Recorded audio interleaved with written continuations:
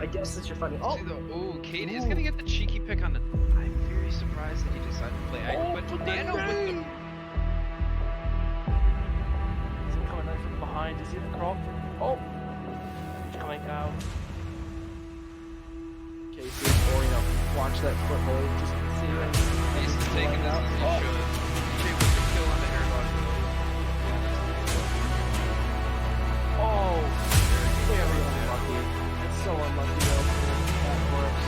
Yeah.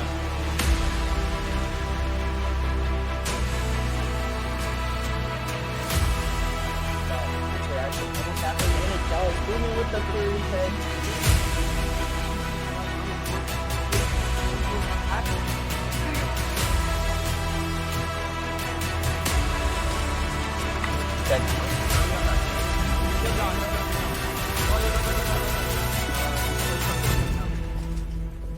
Audrey.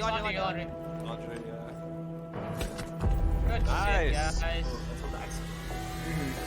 And here comes the X-Wing. Whitewater. Nana's still top floor, unable to take on to Myra. Gets the second pick. 2-2. Oh, something was out. It looks like they are inside. Oh, the player gets taken down, knocking out.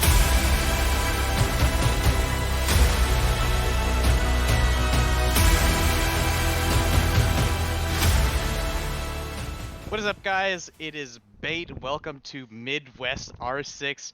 Tonight, our grand finals matchup, UIUC, UW-Dub. Super hyped for this. But before I get started, before I get casting, let's get to the stats team with their breakdown on each team's season.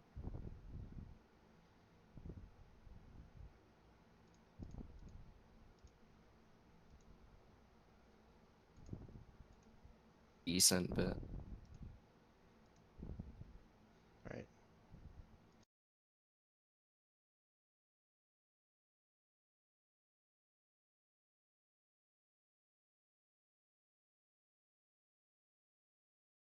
Hello and welcome on behalf of the stats team to the final stream of the Fall Midwest R6 season. My name is Jacob, also known as Fibrox, and I'm here with my stats team leader, Bandanas. We're going to start off our segment here today with a short section on what stats we've been collecting so far this season and the meaning behind some of them. yeah, so at the beginning of the season, we really wanted to collect all the stats throughout the season to be able to display them throughout the streams and, for other stuff. Just being able to keep track of all that stuff. So we wanted to have a reliable metric to be able to track the players' performances and be able to compare them um, to other performances of other players. And so we came up with SPR, which stands for Siege Player Rating. All it is the players' kills times their KD, and then you add their assists multiplied by 0.85. So that gives us what we feel is a reliable metric to be able to compare different players and different performances, as well as, season-long stats. Um, and then getting into the actual statistics of it, um, we've got the Illinois Orange versus UW-Whitewater for their total. We can see their total kills there. Their combined kills throughout the season. Unfortunately, Illinois has had a few matches where the opponent had to forfeit, so they don't have quite as much of a sample size. But they do have a combined 1.88 KD for the season and a total 26.96 SPR. Whitewater has a lot more kills, but also a bigger sample size, but still a pretty good 1.47 KD and a 19.07 SPR. Both teams have been very successful. Illinois 8-0 in the regular season, and Whitewater 7-1. And then we'll go on to Illinois stats for Oregon, and Fibrox will take that. So as you can see here, every player having a positive KD. They are going into this match fairly strong on Oregon. From what we can see here, they've only played about 2 matches on Oregon as a team in the Midwest R6 fall season. So we don't have much of a sample here, but from what we can see so far, they are a pretty strong team on Oregon, with their top player having a 54.95 SPR and a 2.33 KD. So he'll be the one we're looking out for to get us started on Oregon, making those impact frags. Yeah, so on to Whitewater's performance on Oregon so far this season. Um, Pretty small sample size, only 2 matches, I believe, on Oregon this season. But they were very successful when they did play it. Boomin with the most kills on the map at 23. He has an impressive 3.29 KD for Oregon and a 78.97 SPR. So we'll definitely be looking for him as well to get us started on Oregon. So on to UIUC performance on Chalet. They've only played 1 match on Chalet this season, and it was against UW-W. That match ended at a very close win for UIUC, having a 7-5 score over UW-W. So as you can see, only 4 out of our 5 players on the starting roster today have played on Oregon this season. Sorry, Chalet this season. However, from what we can see, this may be a struggle point this match, and my prediction is UW-W will take this map. Yeah, I kind of agree because, we can see that UW-W has quite a bit more experience playing Chalet this season. I think they have only not played it like 2 weeks this whole season. So they really like Chalet, and you can see why. I mean, Boomin has 57 kills with a crazy 3.29 KD, 91.03 SPR. And then Rippled carries the team in total kills at 71, and he's got a 1.54 KD on Chalet. So yeah, Fibrox, I kind of agree. I think UW-W has the advantage here on Chalet. Um, so if we want to look at the top performers from each team, we can see Whitewater. We kind of went through Rippled stats. He's got 131 total kills and a 1.87 KD. Um, although Rippled is the regular season MVP, if you will, for Whitewater, I want to look very closely at Meyer from Whitewater. I think if he performs well tonight, I think they have a real shot at winning this. Yep, and on the Illinois side here, we have with 120 total kills, a 2.45 KD, and a slightly higher SPR over the full season at 55.4. Like Bandana said, these are going to be our 2 players that we are looking out for today in terms of who we think are going to be making these impact frags, opening kills, and biggest impact on defense. We'll close off our segment here. Congratulations to both teams. Thank you so much for participating in the Midwest R6 season, and have a great final match.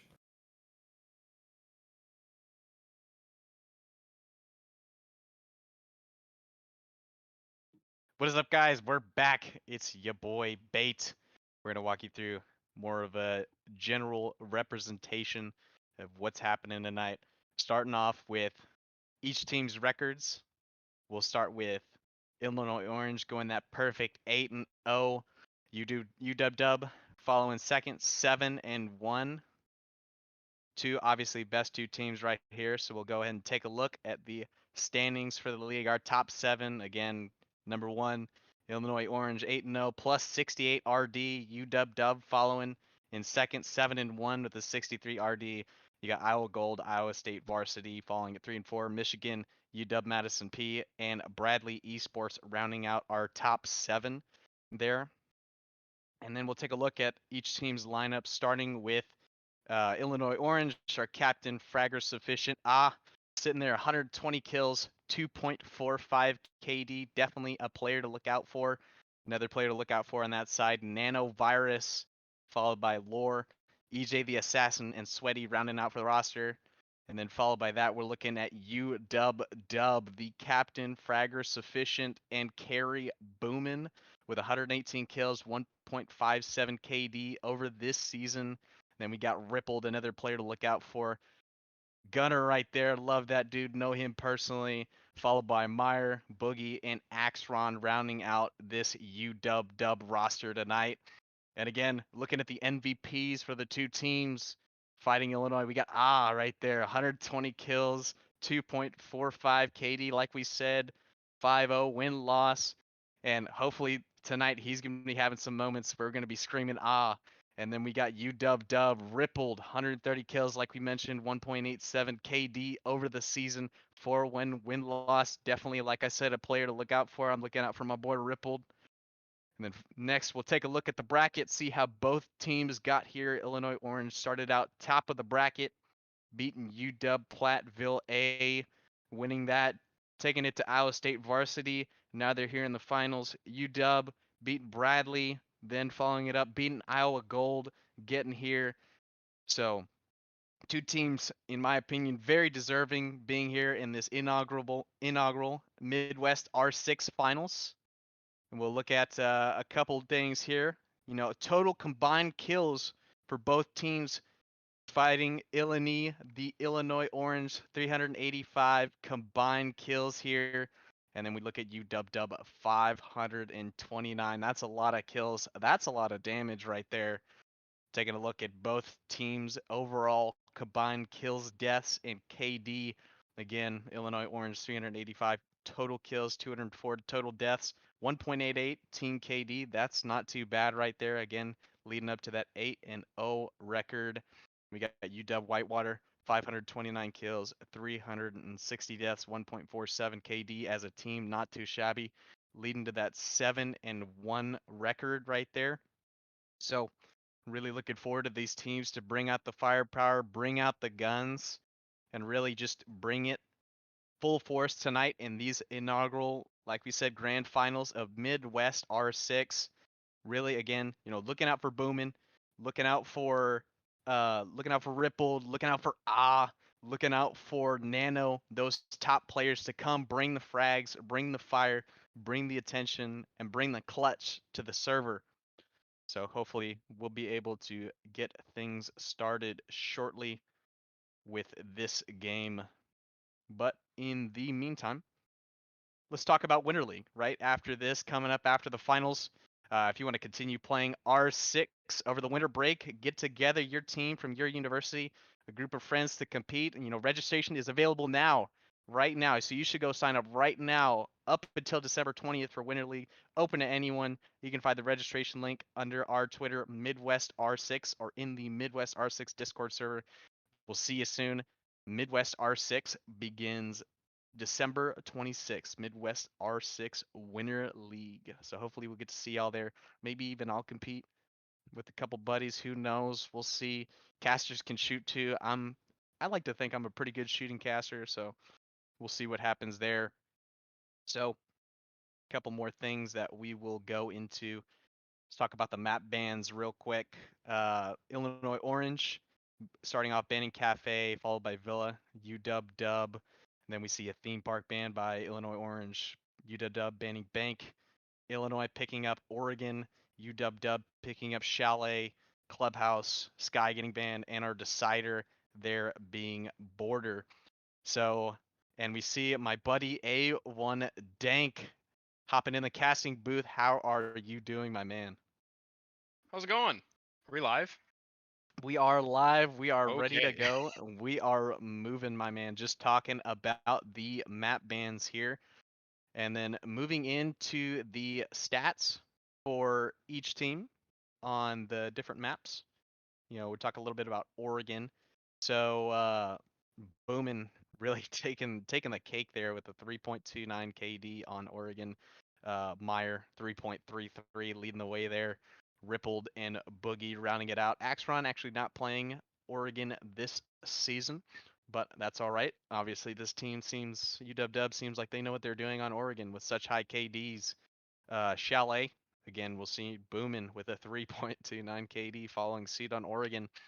And then Meyer rounding it out, 1.68, 1.54, all of them positive on Chalet. And Aiden, I'll go to you on these guys talking a little bit more about the UIUC side of things. Yeah, absolutely. I mean, I casted their game on Friday, and they did not disappoint. They knocked out Iowa State in 2 maps. Those maps were pretty close. I mean, only a round differential of I think 2. I think it was 7-5 both maps. But yeah, man, they stuck together and they pulled through and got the dub, and now are in the finals. So, as I said last time, these guys have been practicing for this entire semester and have been playing with each other for I think the past year, 2 years. I mean, they're a varsity squad for a reason. They've been together. They got the coordination, the synergy, and they're ready to bring it here during the finals. Absolutely. And to your point, talking a little bit about their stats over Oregon and Chalet. Again, the fragger sufficient, the captain, the carry, 2.33 KD on Oregon, followed by Lore, 2.11, Nana with a 2.4 KD. All of the players ending up positive there on Oregon for UIUC. Very competent on that map, as it seems from the stats. And then we've got Chalet, where maybe a little bit more lackluster, but again, 3 of the players are positive. Lore, Nano, highest KD among them being 1.33. EJ not having played Chalet this season. Sweaty with a 0.71. So maybe we see a little bit of a closer match here on Chalet. But that being said, like you said, I have a lot of respect for both these squads of UIUC and UW. So I'm just hoping that this goes the full distance, goes the full 3 maps, and we really get to see what both of these squads have to offer. So again, Absolutely. Did you talk about the map pool already? I'm gonna go to you. Let's talk about the map veto real quick. Yeah, of course. So we're gonna see Oregon was chosen by UAUC, and Chalet was chosen by Whitewater, and then the decider map will be Border. So to start off, I know UAUC played Border on Friday against Iowa City and won. The second map was not off the top of my head, but oh no, it was Border. Yeah, they played Border and won that pretty convincingly. Their attacks were pretty good. Their defenses were stunning. I think they were 4-2 on defense. So pretty consistent team on defense. Definitely have some unique strategies. I remember they pulled out the Tachanka. I don't think they ended up winning that round, but that was something that they definitely tried to do. But we'll see what they pull out for that last decider map if it gets there. Yep, we always love to see our Lord and Savior there in the strats, in the defenses. So hopefully we get to see a little bit of innovation there on the side of UIUC. And I know Boomin and Rippled and those guys from UW will see what they have to bring out, what they bring to the table, and hopefully that's a lot of guns, right? We saw the KDs, most of them over 3 KD, over a 2.4 KD on the side of UW. Really good stats there on Chalet comparatively to UIUC. What do you think UIUC is going to have to do to win a map where it seems like UW has the advantage there? They're just gonna it's a refrag game. It's always a game of refrags. They just gotta play, you know, when it comes down to those one-on-ones, or when they have the man advantage, play your refrag. If you want to take the advantage and play, if you want to take the advantage, you just got to get those refrags. If you lose a man, you got to be able to just equalize and then maybe get a second kill off of that. But if they're not going to, if they're going into this map kind of, you know, not with the advantage, although I do believe that, it's an undefeated team. I think they have the advantage. But not biased or anything. But yeah, I do believe that playing the refrags and just good clean comms will win them that map. Absolutely. This Illinois Orange squad is one that I do respect a lot. I think they're very underrated in most other leagues. Being a member of the Dirt Report, actually looking at them, being like, "Hey, these guys are pretty good." Being undefeated in CR6 Open, I really give them a lot of credit. Especially Odd. I think he's a very underrated player, very good fragger. And he just always seems to play well against every team. You know, he's one of those players that you look to shut down. You know, you're like, okay, this guy's gonna go off, guys. Like, be careful. You know what I mean? So, you know, really, I'm really looking forward to seeing and Boomin really take it to each other, see those one-on-ones happen, see those battles handle out, and see those clutches go out because those guys are two very clutch players. Hopefully, we get to see a couple of those plays in there. So Yeah, absolutely. And to touch on like some of the UIUC players too, I know or I'll refer to him as Jason during this cast because frankly I can't stand his name, but I love him dearly. But yeah, no, he's a freak. I mean, just these guys practice together, they play together, they strategize together, they do pretty much everything together, and I think that's why they're in the position that they are today. But to touch on him, like his gameplay is just spot on, aim is just perfect, game sense good. I mean, really no gripes about him other than his username, but I love him dearly. He's a good guy. absolutely, man. We'll get into these graphics real quick, talk about them a little bit. Again, we got the Illinois Orange squad, like you mentioned, being undefeated, 8-0. UW being 7-1 here, a little tick below him, but again, second place squad here in this league. Mentioning that, we'll take a look here at the standings. We'll find Illinois Orange again at the top with a plus 68 RD. Almost nice, one short. And then we've got UW at 7-1. Rounding out the top seven, we got Iowa Gold, Iowa State Varsity, Michigan Esports, UW Madison P, and BU Esports. And Aiden, we'll go to you and talk a little bit about your UIUC squad and their stats. Yeah, I mean, with a round differential of plus 68, I mean that's just crazy. It's stunning. I mean, I don't know if we can see like the amount of rounds that they've actually lost compared to the rest of the league, but it's pretty crazy, man. I mean, this team has been dominant. They've, won all their games, and I think they'll win today. Um, I don't know if they played Whitewater, if Whitewater is their only loss, or Whitewater's only loss is to Illinois. I'm not sure if that's true or not. It is? Okay.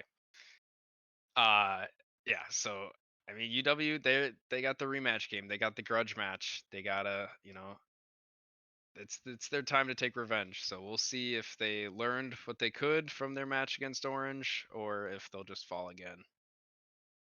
Absolutely. Now we'll go into the Illinois Orange squad's individual stats here. So we'll talk a little bit about, obviously the captain, Fragger, sufficient, and carry, Yeah, Jesus, I didn't know the 2.45 stats were that high. KD. That's a pretty good KD. Again, 11 maps. That means that only one of their games went to 3 maps out of the Jeez. 5 that Yeah. they've played. So that's pretty good there. Again, Nano, another player to look out, 2.35. All of these players on this UIUC squad going positive. 1.3 for Laura, EJ with a 1.28, Sweaty with a 1.73. So things looking pretty good for this UIUC squad. And then we'll talk a little bit about UW stats. Look in there, booming. The captain carry fragger sufficient there with a 1.57 KD. Not exactly as high as Oz, but again, 1.57 Still, is not yeah. a slouch nonetheless. Yeah, it's still a consistent team, man. I mean, everyone is above positive. That does not look like my team that I played on, but hey, that's why these guys are varsity and I wasn't. So, but yeah, I mean, all above a 1.1. I mean, still, and even this map consistency too. I want to talk about. These guys have played more maps. They have, you know, more game time, which you can take that as kind of a blessing or a curse. U of I takes on their opponents and they kind of wipe the floor with them, as you said. Like only one of their games went to 3 maps. Like although Whitewater has got more game time, more practice. Um, we'll see. I mean, you don't know what U of I does behind closed doors. I know their strats and their, when they go into ranked together, they scrim. It's all like full throttle, man. They're really going at it. They're really going for the gold.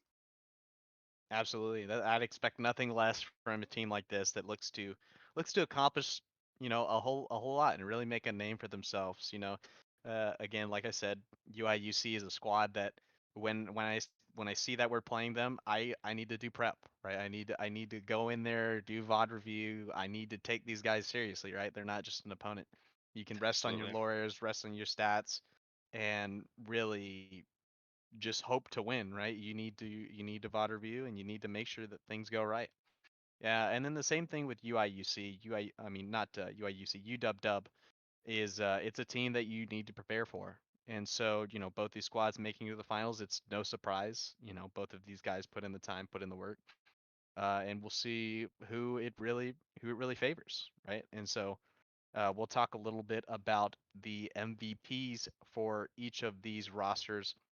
So we see there on the left for UIUC, we've got with 120 kills, like we said, 2.45 KD, undefeated, right? Really, again, Yeah. a player that I'm looking for to go out and frag out. And then we actually got rippled there for the side of UW-Dub with the most kills, 131 kills, 1.87 KD, 4-1 win-loss. So, again, these are two very competent players, two players that are going to frag out. They're going to make some noise in the server. And Aiden, we'll go to you and we'll talk a little bit about how each team got there in the playoff bracket. Yeah, absolutely. So, I know Illinois played, as you can see here, Illinois took out Iowa State, or they took out Platteville pretty convincingly, taking out the 8th seed, and then Whitewater. I mean, this is just your pretty standard bracket, man. They beat all the teams that they were supposed to beat. I look at this bracket, there was not an upset. So honestly, I don't think that's going to change here today. But who knows? It's the first time for everything. And if Whitewater's done their homework, done their research, done their prep and their scrims, then they have a good chance at winning. I mean, the the kills I think are like the kill statistic, the KD, and I mean this is coming from someone who had what, like a point 0.6 in comp, but still, like, it's not really the kills that matter. It's your coordination, it's your communication, and yeah, kills are part of the game, but your objective is to get that diffuser down. And if you're not able to communicate with your team to get there, kills don't matter. But also, if you can get the 5 kills, the kills do matter. So I guess I'm contradicting myself, but we'll see how each of these teams' strategies match up against each other. Absolutely here. And hopefully we get our guys ready to go for you here in a second. We finally got everyone in the lobby, just waiting on a couple more last minute things. And what do you know? We're starting it up, guys. Heading into this UIUC UW-Dub finals matchup, taking y'all into border. And Aiden, what are you looking for in the bans here? Yeah, I'm kind of. They did a really like a ban that I wasn't really expecting last time I casted. They went with the Doke ban, which with her new update and kind of disabling cameras for all defenders when her ability is being used. Yeah, you'll expect a Dokebi ban right here. Thatcher is pretty standard. That doesn't surprise me. We'll see if they use. I'd be curious to see if they use Flores at all for walls. It's always a kind of a niche pick that I like seeing. Absolutely. Thatcher ban, pretty standard there from UW-Dub, although I don't Oh, it like it is the very much. Flores ban. Wow. We do have a Flores ban. Again, very standard here in comp with a Flores ban. Very good against that shield in blue. Very good in general against shields across the whole map. So very reasonable to see that taken down from UIUC. Look at a defense ban. I expect something along the lines of a Valk or a Cade. There we go. Yep. Valk getting taken down. Again, a lot of cams you can put up that are kind of standard, kind of easy to spot out, but very powerful nonetheless to deny default plant spots and gather up information for the defense. I wouldn't be surprised if we see a Cade ban here from UW. Nope, it's a Mira. Oh, Again, Mira. Okay. being very, very useful there in E-Box. No longer so, being off the board as we head here into the first round of the game. UW looking to take it to laundry and supply. And Aiden, how do you think this is going to end up for UIUC? How do you think we're going to try to take this? For laundry, I think I'm gonna expect a North Stair push. North Stair with a blue push. We'll see if they use and it doesn't look like they're going. Oh, they're gonna rock the Nomads. So we'll see them close off some. You know what? you could see a probably see a laundry push here. I think, you know, EJ and I think hold on, I gotta change my. There you go. I think you'll see EJ and probably Nano take the west side of the map and move towards the objective and close off those roamers. We'll see if Rippled will stay on objective or if he'll use his gadgets aggressively. I always like to see that with alibis. Absolutely, hoping that these guys get active on the roam. Rippled the right operator to do it in that alibi. Still having shield in pocket, curiously enough. But again, on the defense, looking at the Azami of Boomin. Not a very standard pick, but Azami very powerful nonetheless for creating different sight lines, blocking different sight lines, blocking entries. As we look and see UIUC looking for that white pushed head down shower hall, droning in that captain and fragger sufficient and kind of a decently slow start to the round. Doesn't look like anyone's really on the roam. UW just biding their time in sight until the execute happens. A lot of drone work, very thorough drone work, which I feel is very important on a white take and making sure that all your flanks are covered. Nobody's chilling upstairs, just ratting out, looking for a free kill, trying to catch you unawares. UIC, in this case, will be aware, having droned out most of the map, getting all the way up to rear tower. Nomad looking to push maybe Freezer there with some drones going I think down. they're surprised here. I don't know if I understand where Whitewater is coming from. I mean, they, you know, U of I is the better team, so honestly, I don't disagree with their pretty passive defense, kind of just all 5 on site. But we'll see if this Wamai and Laundry will cause any problems. But I think U of I is probably kind of surprised that they don't have a roamer. But still taking some good time off the clock. Absolutely, you know, it's when you're dealing with a roamer most rounds from these very aggressive teams, again, a very aggressive meta. It's very surprising to see that no one's home, and it kind of gives you a lot of extra time to work on the execute, as Oz trying to find his way into a frag right here, using that Yana clone to get a little more information, quickly taken out there by Rippled. As we see our first frag, Nano taking out Boogie on the back side of this take. We see Rippled getting active, shots fired by nothing doing. We see both teams just playing very passively, not trying to give up any frags. See Rippled taking it ahead off of evening things up there to get the man count back to even. Yeah, I respect the aggressive gameplay from Rippled here. We'll see how EJ is gonna flash in. Oh, it's not gonna. The air jab's not gonna get triggered though. As we say that, the air jab goes off, but Rippled yeah. still able Still to with the find the kill. frag on EJ. Boomin finding one on the Nano. It's all up to Sweaty. Walking up the freezer stairs, looking to find anything doing here. It's a 1v4. Lore actually being down 8 seconds left in the corner. Case cold. And then Rippled finding the last frag in that round, giving the first round to UW. Yeah, absolutely. Rippled, you're 100% undisputed MVP for that round. I mean, picked off Jason. What do you? I think he had 3 that round, 3 or 4. Big 3K there Big from 3, Rippled. I mean, pretty impressive. Definitely probably a shock to UAUC to start the game. I think they're gonna have to take their gunfights a little. They're gonna need to slow down a little bit if they're gonna wanna pull this game out, because I think Whitewater is gonna give them some troubles. If Ripple keeps on playing like this.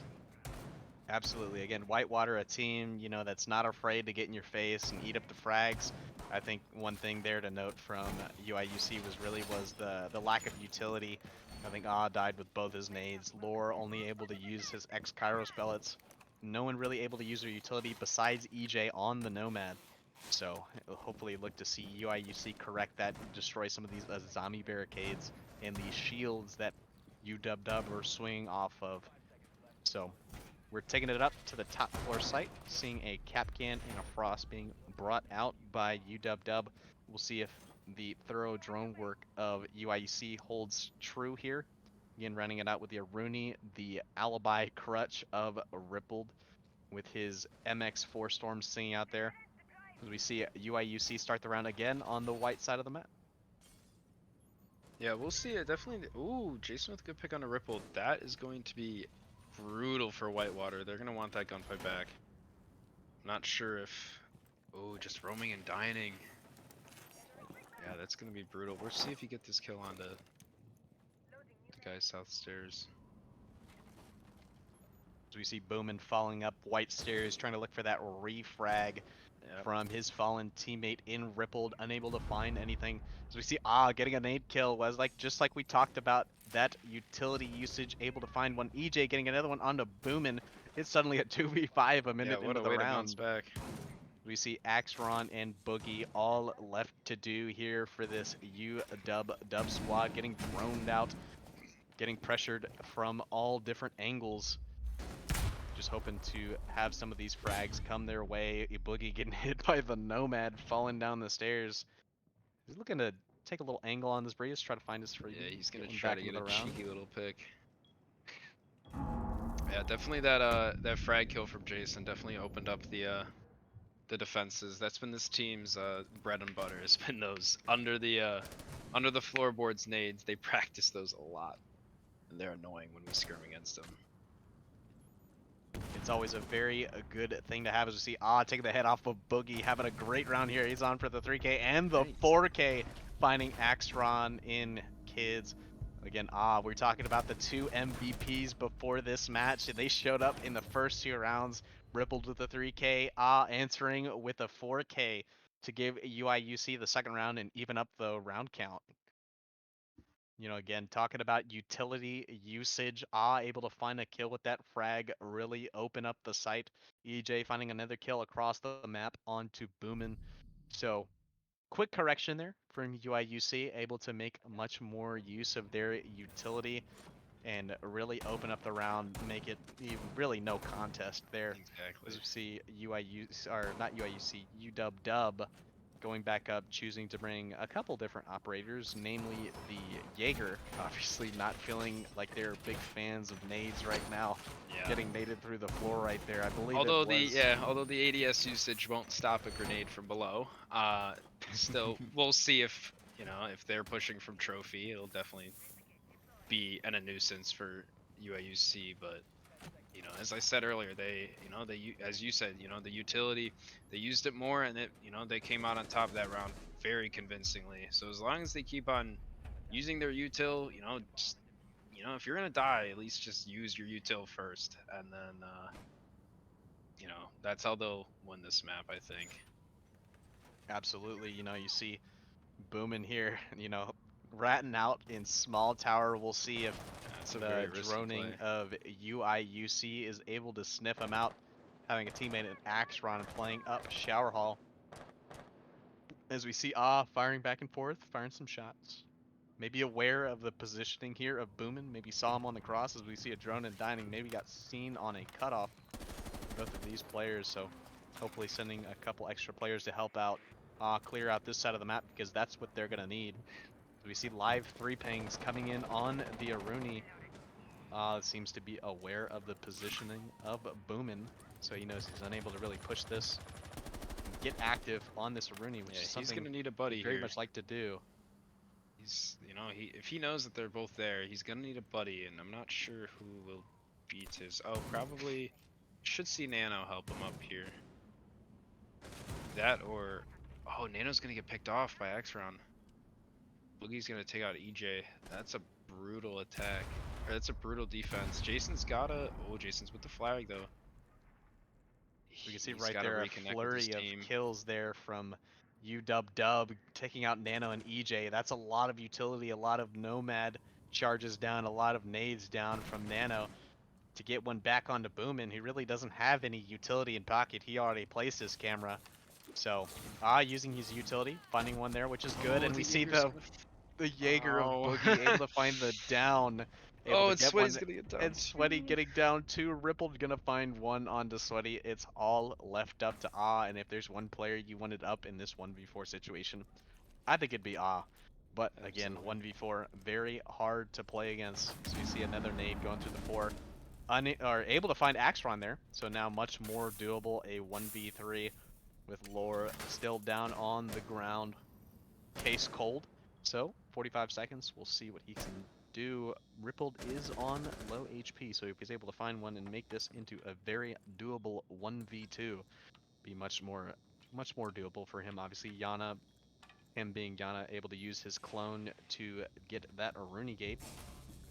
As we see, Lore finally getting out of DBNO, passing on to the afterlife from the bullets of Boogie, and just trading shots back and forth, trying to find his ones. Accidentally shooting the alibi clone down to 1 HP. 15 seconds left, unable to find Boogie's shoulder there through the wall. 10 seconds left. Not looking like a whole lot can be done here from Oz. Meyer takes him down and takes that round for UW. Yeah, just some quick analysis. Both drones still in hand from Jason there. Kind of surprising. I'm not sure exactly what his plan was there. If I was him, I would have used the drones to take out the Aruni gate, not necessarily waste the time to clone out. But definitely a lack of information gathering that round. Definitely could have used those drones down when he was in dining to maybe get into cheeky nade kill. But you know, we'll see a point reset. They'll go downstairs and see if they can hold this. Yeah, really a couple things there for UIUC. One, you know, in the early round, it didn't really look like they knew a whole lot of what they wanted to do, right? You saw Aw heading towards white stairs, and, you know, really by himself, kind of expecting to get that for free like he was in the early rounds, or at least take a favorable one. Unable to do that as Boomin and Axron were sitting there in Whitehall ready to trade each other, and him kind of stalling out, unfortunately, probably led to the demise of Nano. And again, you know, utility usage, you know, you're burning those Jaeger ADSs in Bolo for the nade, and then with Nano dead, it's just a free swing there from the Jaeger, able to find a down, and then Rippled able to trade back on to the Zofia of Sweaty. So, again, a couple miscues there for UIUC led to kind of a quick round in a 1v4 that, although, you know, he did bring it back into 1v3, you don't really want to be putting in too many 1v4s to win this match out. Exactly. So we'll see a pretty standard dining push. See, and I think this is what was kind of expecting there on those top floor attacks, was to really just kind of walk in uncontested towards Whitehall. Exactly. With the drones, and, you know, kind of last round, unfortunately no one was able to rotate over, you know, Nano being probably the one you'd want to rotate over, being closest with the nades. But as we can see, back tower, Boomin taking some shots, getting the drone of Aw. You know, yeah, Rippled's gonna get droned out. Rippled's gonna get droned out laundry size. We'll see if they try to contest him first. Let's see if we can get that gunfight, if it does happen. Oh, it's gonna be EJ. Gonna try to take it on, but the Habana's gonna take out the hatch and get the hatches. Definitely a good start for this push. Jason's gonna take a spot on main stairs. As we can see there, you know, the Ibana and the Yana trying to work laundry side, the Sledge and the Zofia, and the Twitch trying to work the freezer side of things. Trying to take his one onto the guy in Red Hall. That would be the Jaeger of Meyer. Unable to find anything. Hopefully use the Yana clone, but find a couple potential frag opportunities. Minute left in the round. A lot of control in the favor of UIUC. Again, nade going out, maybe find Rippled, unable, but able to get the Azami barricade. That's one thing that they needed to do last round that they were unable to do. You know, again, utility usage good. Able to get out their utility. EJ unable to get some frags there in lockers. Maybe a misclick there on the frag. Unable to find anyone, unfortunately, but no one in Chala. I don't know if they realize this. They're able to kind of execute on the site right now. Having two people down the main stairs, two people down freezer, one ready to drop. E-box, the execute goes out. Able to find one on the axe run with the nade. Rippled getting a kill. Immediately traded by Lore. It's a 4v3 in favor of the attackers. Lore, Case going down 15 seconds. Meyer able to run out. Getting off the plant is Lore, taken down by Meyer. Case cold 10 seconds. UW. Yeah, they're gonna need to push. 2v3. Boogie again finding one onto Sweaty. It's a 2v2. 3 seconds left. Sweaty finding one, or Nano finding one, and then that's Oh, the attackers are gonna get the win! no Wow. way.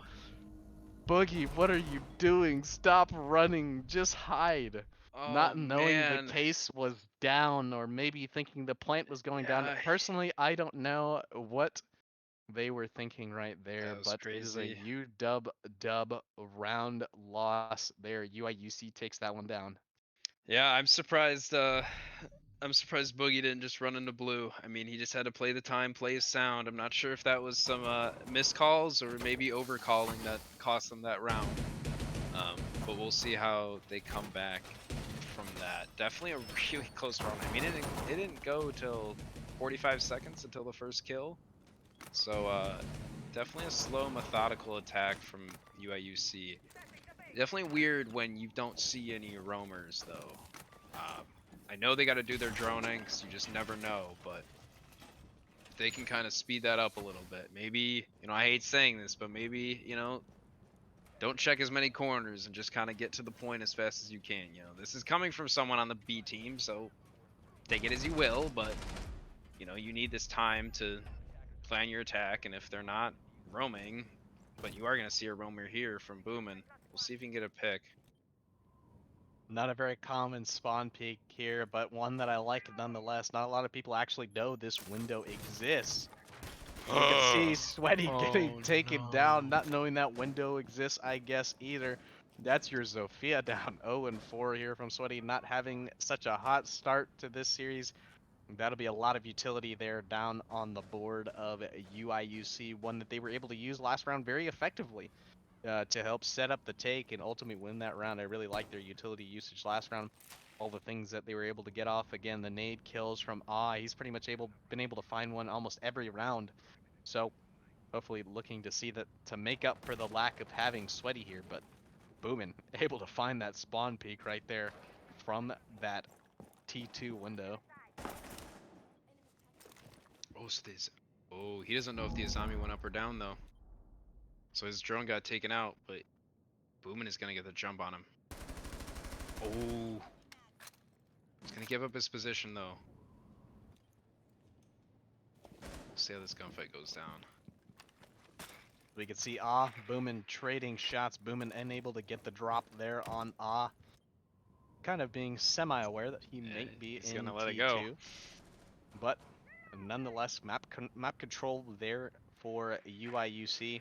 Boomin's kind of stuck there in rear tower. He's able to kind of wander down T2 stairs, get back into T1 and then lower blue. So he's able to get back to site.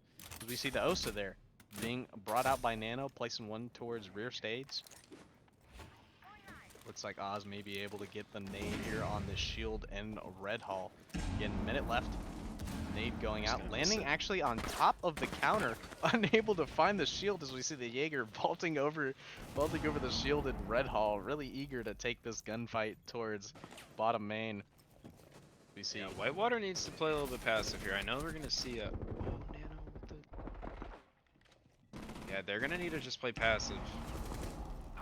That's exactly what I mean, man. You can't. I know you're trying to get these picks, but they got 30 seconds, man. Just play your cross, play your angles, and let UIUC push into them. That's the TK I'm talking about. Oh no. as we see Lore taking one onto Axron, Rippled fighting one back, getting two there into EJ and Lore. It's all up into a 1v1 Boomin versus right here. Boomin moving towards Freezer. Is aware of it? Maybe he is. He seems well aware of Boomin's position. Boomin able to see him. Pushing up on the door. Unable to find Boomin as Boomin closes out the round in the 1v1 there for UW. That'll be their third round of this map. Yeah, that was like shooting fish in the barrel for Whitewater. I mean, it's those fish bite back. But still, man, it's that crucial TK. Just kind of brutal for that team. You know, you really couldn't. Yeah, there's Jason apologizing in the chat. Definitely, what you didn't need in that situation. You know, I respect the trigger finger, but man, a little too trigger happy there. 100%. You know, being the fragger sufficient, the captain, the one who's gonna go out and find those frags, and if he can't find any, I guess it's gotta be his teammates. So, you know, Yep. unfortunate TK there. Probably ended up costing them the round, but, you know, such things happen. UW able to take advantage, get some frags back there on the side of UIUC. So we'll see how they respond to this round going back upstairs. So far, we've only seen these two sites. We've seen dorms and we've seen basement. So again, you know, Boomin bringing them a Lucy. We've got the Frost, got the Jaeger out, just in case they decide that they want to go nade heavy and actually nade someone out of Bolo. But again, you know, one thing I need to see out of this UIUC squad is just a little bit better utility usage. You know, Exactly. not having Sweaty really hurt Oh, there. this As we pick. find an early pick, Boomin getting down on bottom main. Jaeger able to get him up. Yeah, So the res is unfortunately- gonna come in, but I mean, still gonna have that health advantage for U of I. We'll see if they can equalize this. I mean, I know in the mindset, you just gotta, if you're on attack, you gotta just get that 3-3. If you can get that 3-3, just move into defense, have that defensive advantage, and I think they'll win on the defensive side. But they gotta equalize this first, or it's gonna be really tough for them. Very much so, as we see Nano in the freezer. Is he aware? Oh my god, that's Oh, the worst so time to unlucky. activate your gadget there. Look, unable to find one, but Ripple does get taken out by on the cross. Picking a little bit too aggro on that dining side, gets his head taken off. As we see on for his 9th kill of the series so far through almost 6 rounds at this point. As we see 4v5, not a very advantageous position there for UW. I expect to see these nades start going through the floor any minute now Yeah, they're gonna from drone this out. Nook and this Boogie here. See Nano checking, making sure. It's like Whack-a-mole. it's like whack-a-mole. It's like a whack-a-mole. That's exactly what I was going for right there. You really just want to check and make sure all these spots are clear as Nano takes one out onto Boom, and that's your low HP player. Boogie and Meyer taking damage. Lore able to find one onto Boogie. It's a 2v5 going for the default. Lore able to find one. Sweaty cleaning up this round. It's a flawless round there for the squad of UIUC. And again, you know, utility usage sometimes has to take the backseat of frags there. You know, UIUC just really running in the site, able to find their frags, really pushing people into crossfires just from presence alone. So very good round out of UIUC right there, winning it in a way that hadn't really been able to yet.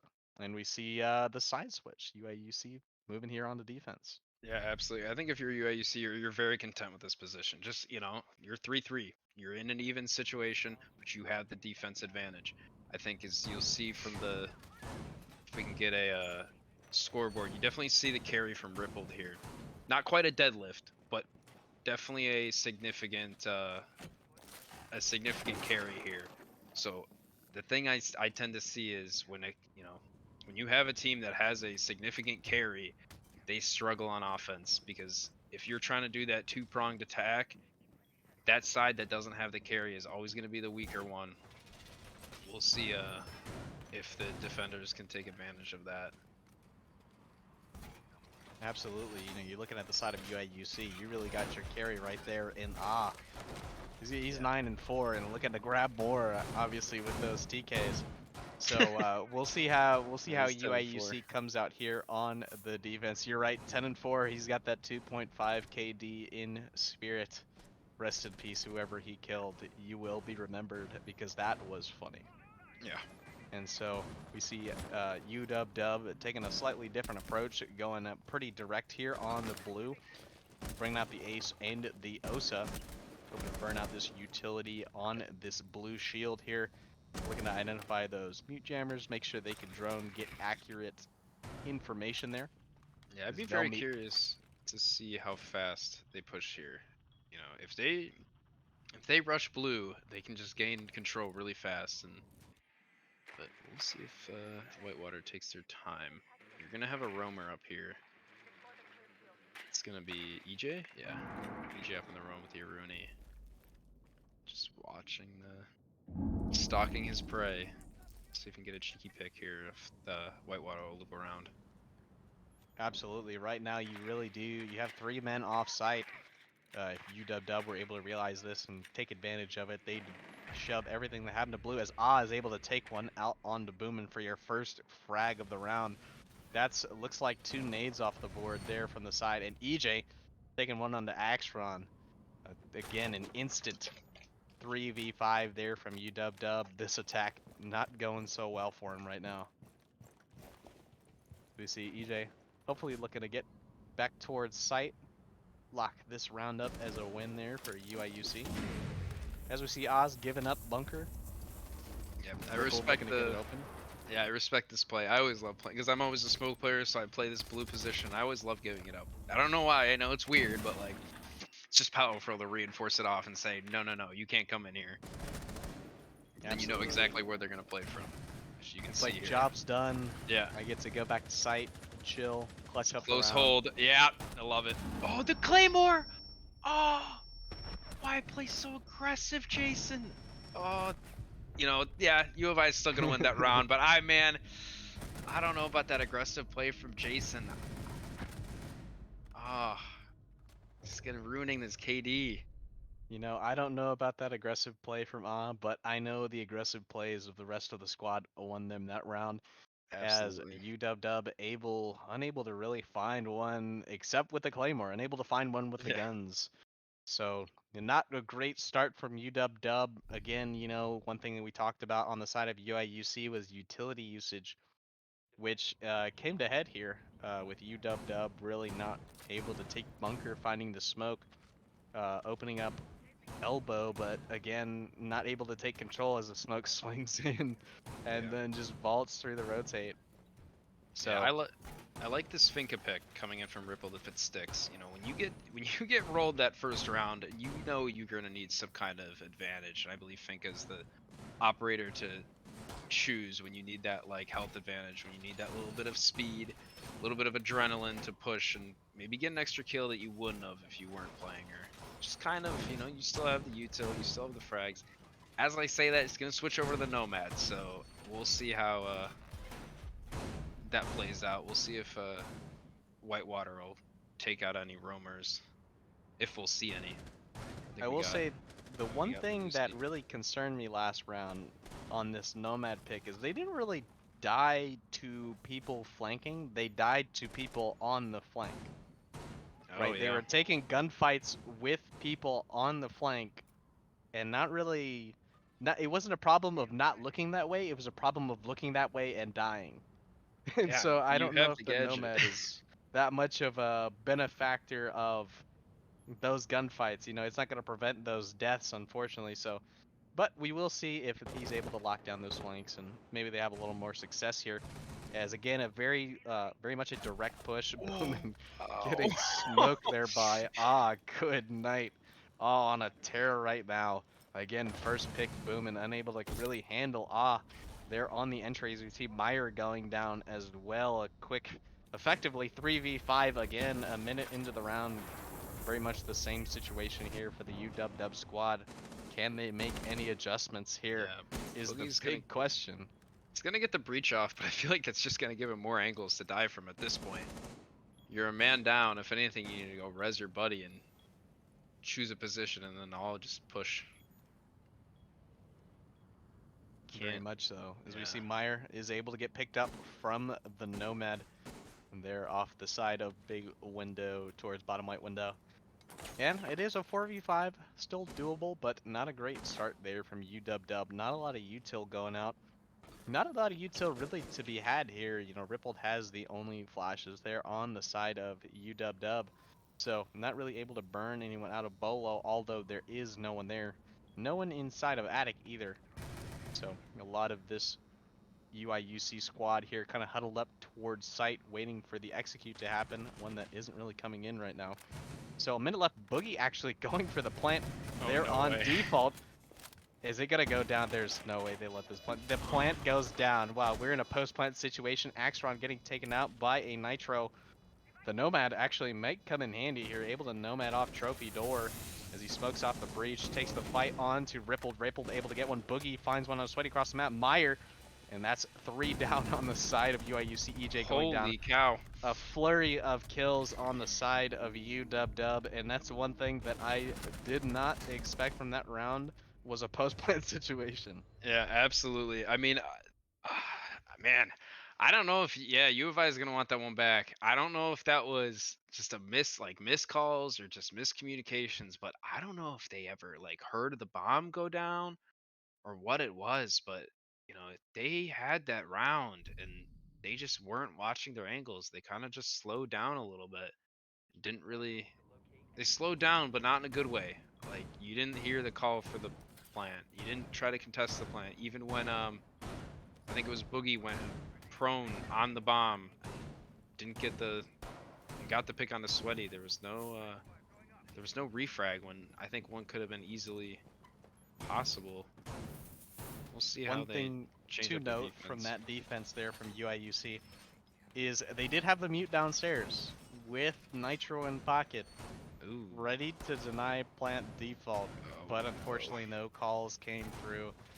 And with smokes in pocket could have denied plant as well, but alas, we are sitting here tied 4-4. That was a UW round on a massive mistake, as you see, in frustration, just shooting out the entirety of the default. So we'll see if any changes are made there on the side of UW. Hopefully Boomin can find a way to not die off the rip, as we see. Pretty classic push here towards Big Tower, split up towards Master. You got the Maverick out here to make some holes, and it is actually soft. They forgot to reinforce Big Tower, as we see Sophia is able to open that up very quickly here momentarily. And you don't even have anyone holding like close attic either. If you're gonna get the drone in, and they might push pretty quickly. You know, That we actually shield- do have a lot of utility here to handle this shield, as they see our EJ is able to get into attic. Boomin getting taken out again first on the round. He just cannot help but die first on the round here on the attacks, unable to get EJ. So EJ is able to maintain pit control there from the side of UIUC, get the man up there. We'll see if they can maintain it and actually deny the plant this round, as we do have Malusi here on the flank, able to watch attic. Meyer was aware of it, unable to find anything there, as Malusi kind of scatters away there towards kitchen. Able to watch that pit rotate there from below. Looking to open up the bottom of the wall, hopefully to get in, able to run in and kind of do something that they similarly did last round, but nobody below here with a Nitro. Actually, I say that Lore is there as Ripple gets taken down by Nano. EJ finding his second on the round onto Meyer. It's a 2v5 there from Boogie. Boogie able to find one back onto Sweaty. 2v4, a little bit more doable, but again, not a situation that you really want to find yourself in, as UAUC has really made Swiss cheese out of the floor, able to have all of these angles onto the players of UW. We see heading into the final minute of this round, this 2v4 not looking good for the side of UW. I wonder if they know, I wonder if they know that they pushed breach. Oh, it's not gonna matter anyway, Jason's gonna get this, yep. Yeah, pretty convincing round. I mean, I'm not sure if they called out that breach was, that they pushed through breach. Kind of surprised that they didn't have the angle on that, but still pretty convincing defensive win. Some adjustments were made, and U of I came out to win that round. So we'll see a laundry push from Whitewater and see if they'll be able to capitalize and even this out. Absolutely. That round I really do chalk up to UW just unable to find the frags. Boomin not able to get it going here, getting taken out on the first of each of these attacks. So, not able to take what's given to them really by UIUC, which was all of attic, which is that's really the whole point of your push there in tower, is to take attic control. And when you're given it for free and all you have to do is take a one and trade it out, and you end up with no attic control and no trade, brutal. That's a pretty big mistake there on the side of UW. One, I expect them to correct, or Boomin at least to yell at someone to play better to correct. So we'll see what happens here, as UIUC going down to the basement again, looking to repeat the same successes they had that first round, where, again, found an easy frag onto Boomin, able to hold out elbow for as long as he needed, and then able to get man advantage pretty quick. So we'll see what the side of UW decides to do here in the early round.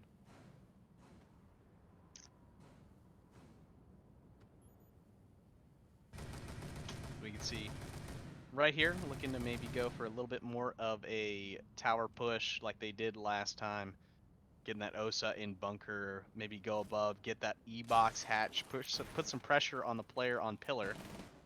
And in lower blue T1 stairs, we see Hibana making her way inside tower. Looking to try to get these hatches open.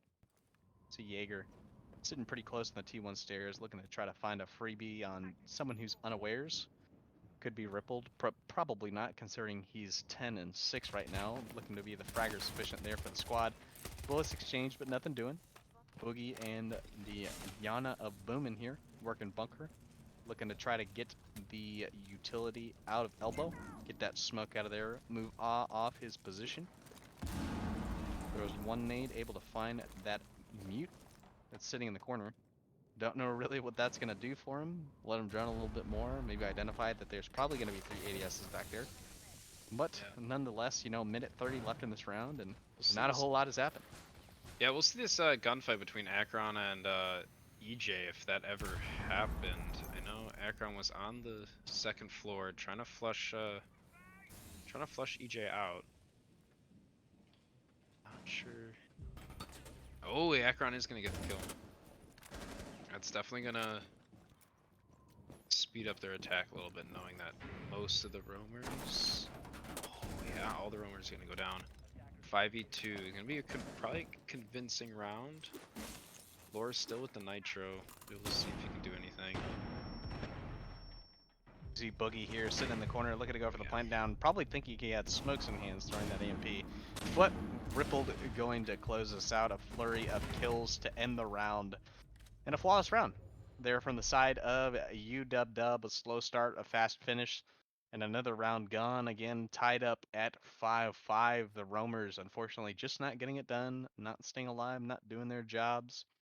Because when it comes down to the gunfights, you can see that UW was the one that took it down that round, one that took their gunfights and actually won their ones. Again, Boomin actually not dying on the entry gets 2 frags. So hopefully, it's nice, isn't it? hopefully Boomin gets to play the game a little bit more than he really has been and kind of show the fragger that he is or not. You know, we'll see if he works on that this game, but UIUC opting to try that again, run that back. Say, hey, we've got a little bit better things that we can show on this site than to get flawless on gunfights alone, pretty much. So, looking like we might see a spicy entry here out of the side of UW. We've got the Lion, we've got the Blitz, we've got the guns, so they're doubling down here. We'll see. We get into the start of the round, we can see all 5 of this UW squad spawning over here towards construction, all gearing up. Nomad going through back tower. Are you ready for this? Yeah. Or are you ready for this? You can see them all gearing up, ready to go. Lion having his Gone 6 out, drone going out, identifying that we do indeed have here to greet the Blitz.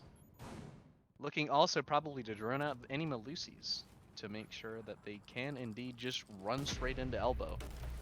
And they ended up opening it up, and the Blitz is in straight away. Boogie double flashing. Boomin able to find one onto Sweaty finds one back on a Boomin. Lore able to find another one. Axron there evening it up. 3v3 early in the round here for UW, and effectively have all the control that they made in a minute and a half last round. So we'll see. Oh my god, Nomad in Fraser able to take one. Rippled. Lore getting one back on an Axron. It's a 1v2. Rippled left all to do, as we can see. Yeah, but they got him pinned. And if that call out was given, then Rippled is not in a good spot. He needs to solidify his ones. He's gonna choose Lore. We can see see Rippled finding one there on the lore. Maybe thinking he won the round there, stopping a little bit. Able to punch that cam that saw him kill lore there. I mean, he's pretty aware of this position here of Nano. Is he able to find one back on him? Rippled having himself quite a game, opting to go find the case cold. Getting hit by the Malusi there. Nano still holding steadfast Not inside of pushing freezer. out of not pushing out of laundry. Rippled firing off a Nomad there. He will have to jump through. Hopefully they made that large enough I don't for know if he Nano to did. rotate there. As we can see, Rippled case going down. Trying to find the Oh, vault no. prompt. Unable to find the vault prompt. He's going to have to try to go through the door. I do believe he's able to walk through the right side of that based on how he placed that Nomad. Oh yeah, with the pipe. Now, He's not gonna know unfortunately, that though. Yeah. unable to really do anything here is Rippled is just kind of chilling. Unable to shoot it either. You know, the pipe working both ways here. Rippled looking to get a little active here on a Nano. Go, Nano! Go! You're safe! You're free! And he's gonna Oh get the my kill! God. Wow, what a flick! Good Like I said night, on Rippled. Friday, Nano man, he crunches those. He crunches the aim trainers. He gets those flicks, and man, right at the end, oh, that is a critical mistake coming in from Rippled. That is brutal. So we can see there, like we talked about, you know, the pipe might just block the radius of the Nomad charge. Rippled, unfortunately, thinking it's as easy as point and click, and my friend, it is not with a gadget as finicky as Nomads.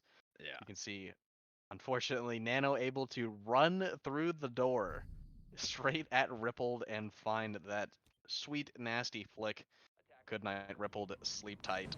It is a UIUC round, moving them on to match point here. What do you need to see out of them, Aiden, going upstairs for UIUC to lock up this game? Just the you know, you gotta just use your utility and deny the attackers. Just, you know, we'll see if they go with the floor being broken on default. We'll see if they go with that again, and then just having lore lore downstairs with that nitro, controlling controlling 90 over there. Just being able to pick off the planter if it does occur. I want to see a little bit more fight though for breach. I mean, Boogie's just able to get the breach on really quickly, and there's not much of a contest. You know, they shouldn't let him in. You know, if you can get the breach out, that's fine. You know, let him do that, but you really can't let him push in, or that just opens up the entire attack for Whitewater. You know, one thing that I saw that's very important this round is that UIUC actually reinforced attic. Yeah. So, well, they're still doing it actually. So we see, wow, Ah was actually up the back stairs too, or Boomin was rather. So used to seeing Ah on the Yana that I thought it was Ah, but you know, fragger sufficient Boomin unable to lock that guy into attic on the last minute reinforcement, really 30 seconds into the round. As EJ able to find a Rippled on the Nomad. That's your top frag Yeah, that's down. brutal for Whitewater. That's a huge pick there if I'm on the side of UIUC. Boomin jumping in, getting taken down from stage. That looks like the Malusi of Nano, able to find the down on to Boomin, but not the out. Oh, As Meyer. Meyer trying to go in and save his buddy Boomin down on the ground. Unfortunately, Nano is there to say no. No, he is mine. So, effectively a 2v5. I don't see any way that UW could save Boomin's life here in this scenario. So it'll be down to Axron and Boogie on match point with 1:30 left to try to bring this one back. As we see Axron actually just Oh my god. Kool-Aid banning it into attic, able to find Ah, just completely forgetting about Boomin. He's about to go down as EJ though, with the finds pick. one onto Axron. All left to do here from Boogie. A 1v4 with your fragger sufficient Ah down, but you know, EJ and Nano eating up here. Sweaty taking some shots there onto Boogie. We had a minute left in this round, 1v4. Aiden, it's not looking too hot for It is UW. not.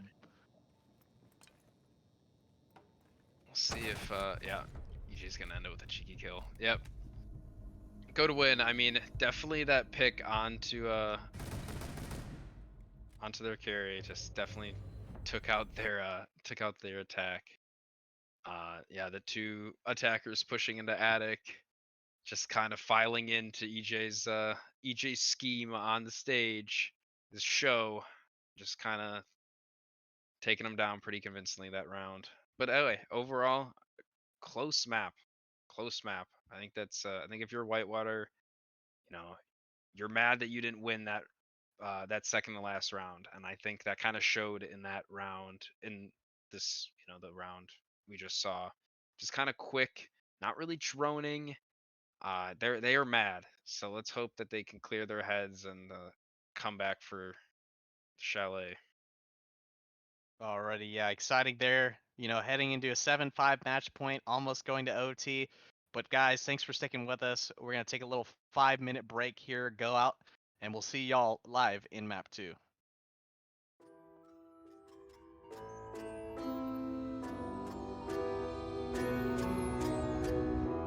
I need a scarecrow after what you did, 'cause all of the birds know that I'm almost dead.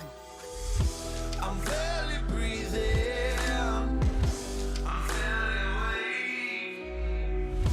You left me in pieces, there's no more to break. Don't wake me up, not in this century.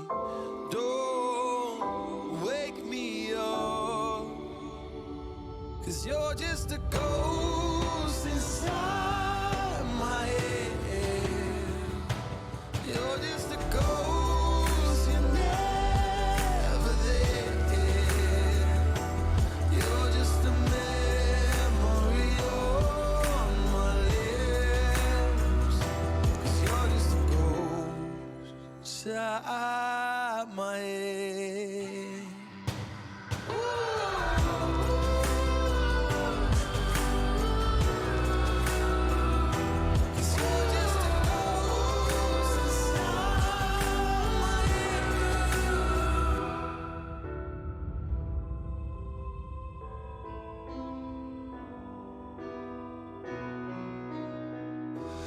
I need an angel after what you did, 'cause you were the devil, you messed with my head. You lied to my mother, you lied to my friends. You said that you'd be there, that this never ends. Don't wake me up, not in this century. Don't wake me up, 'cause you're just a ghost inside my head. You're just a ghost, you're never there. You're just a memory on my lips, 'cause you're just a ghost inside my head. You're just a ghost.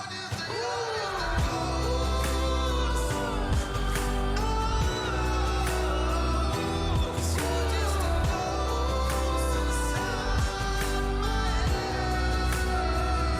'Cause you're just a ghost inside my head. You're just a ghost, you're never there. 'Cause you're just a ghost inside my head. You're just a ghost, you're never there. You're just a memory on my lips. You're just a ghost inside my head. Oh, you're just a ghost inside my head.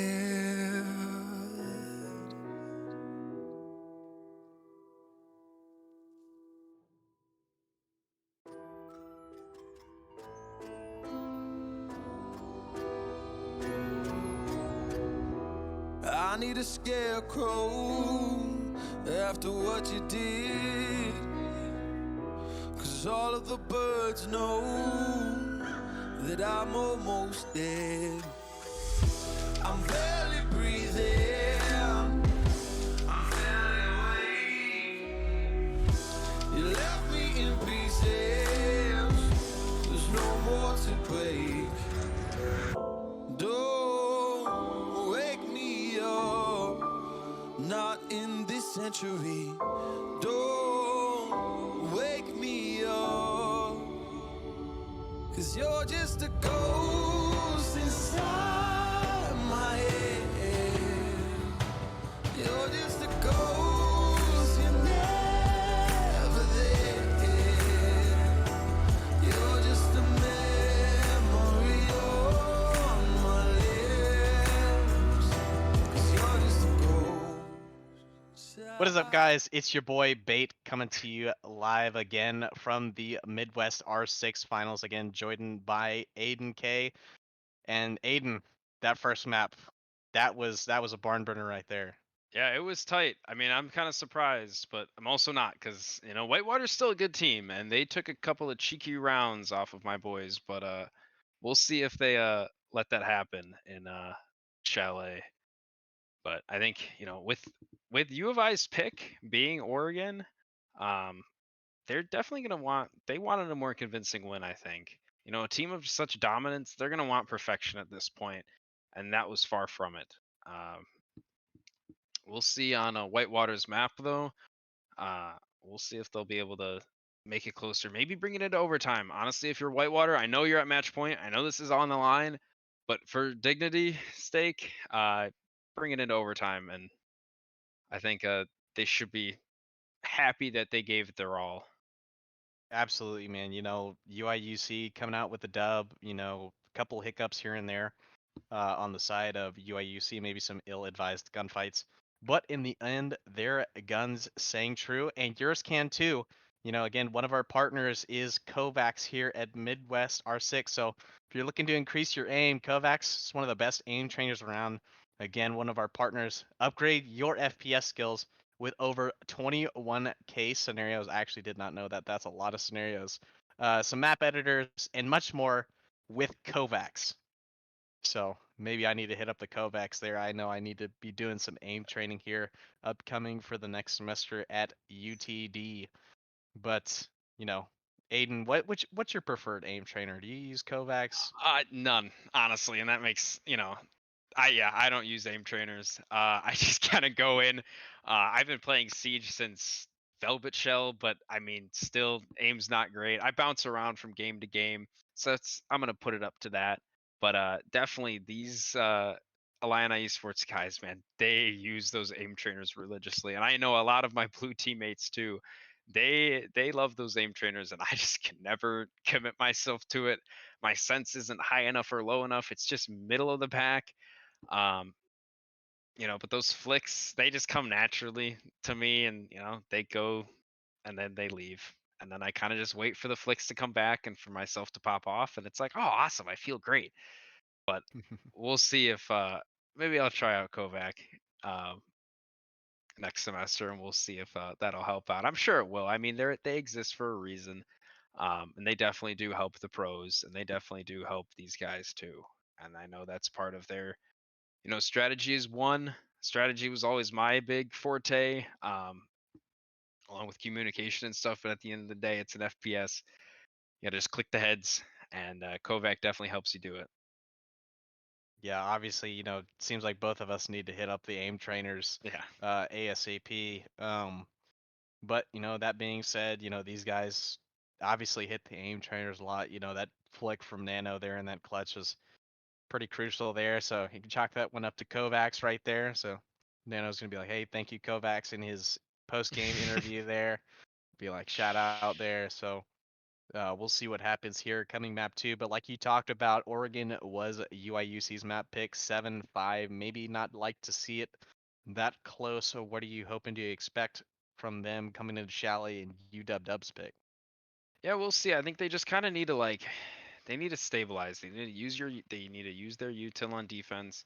they need to stick to their plans. I mean, I know a couple of those first bedroom points on Oregon, they kind of slipped up. They didn't really do what their strategy told them to do, and that's why they kind of fell short those, quick little rounds that Whitewater got under them.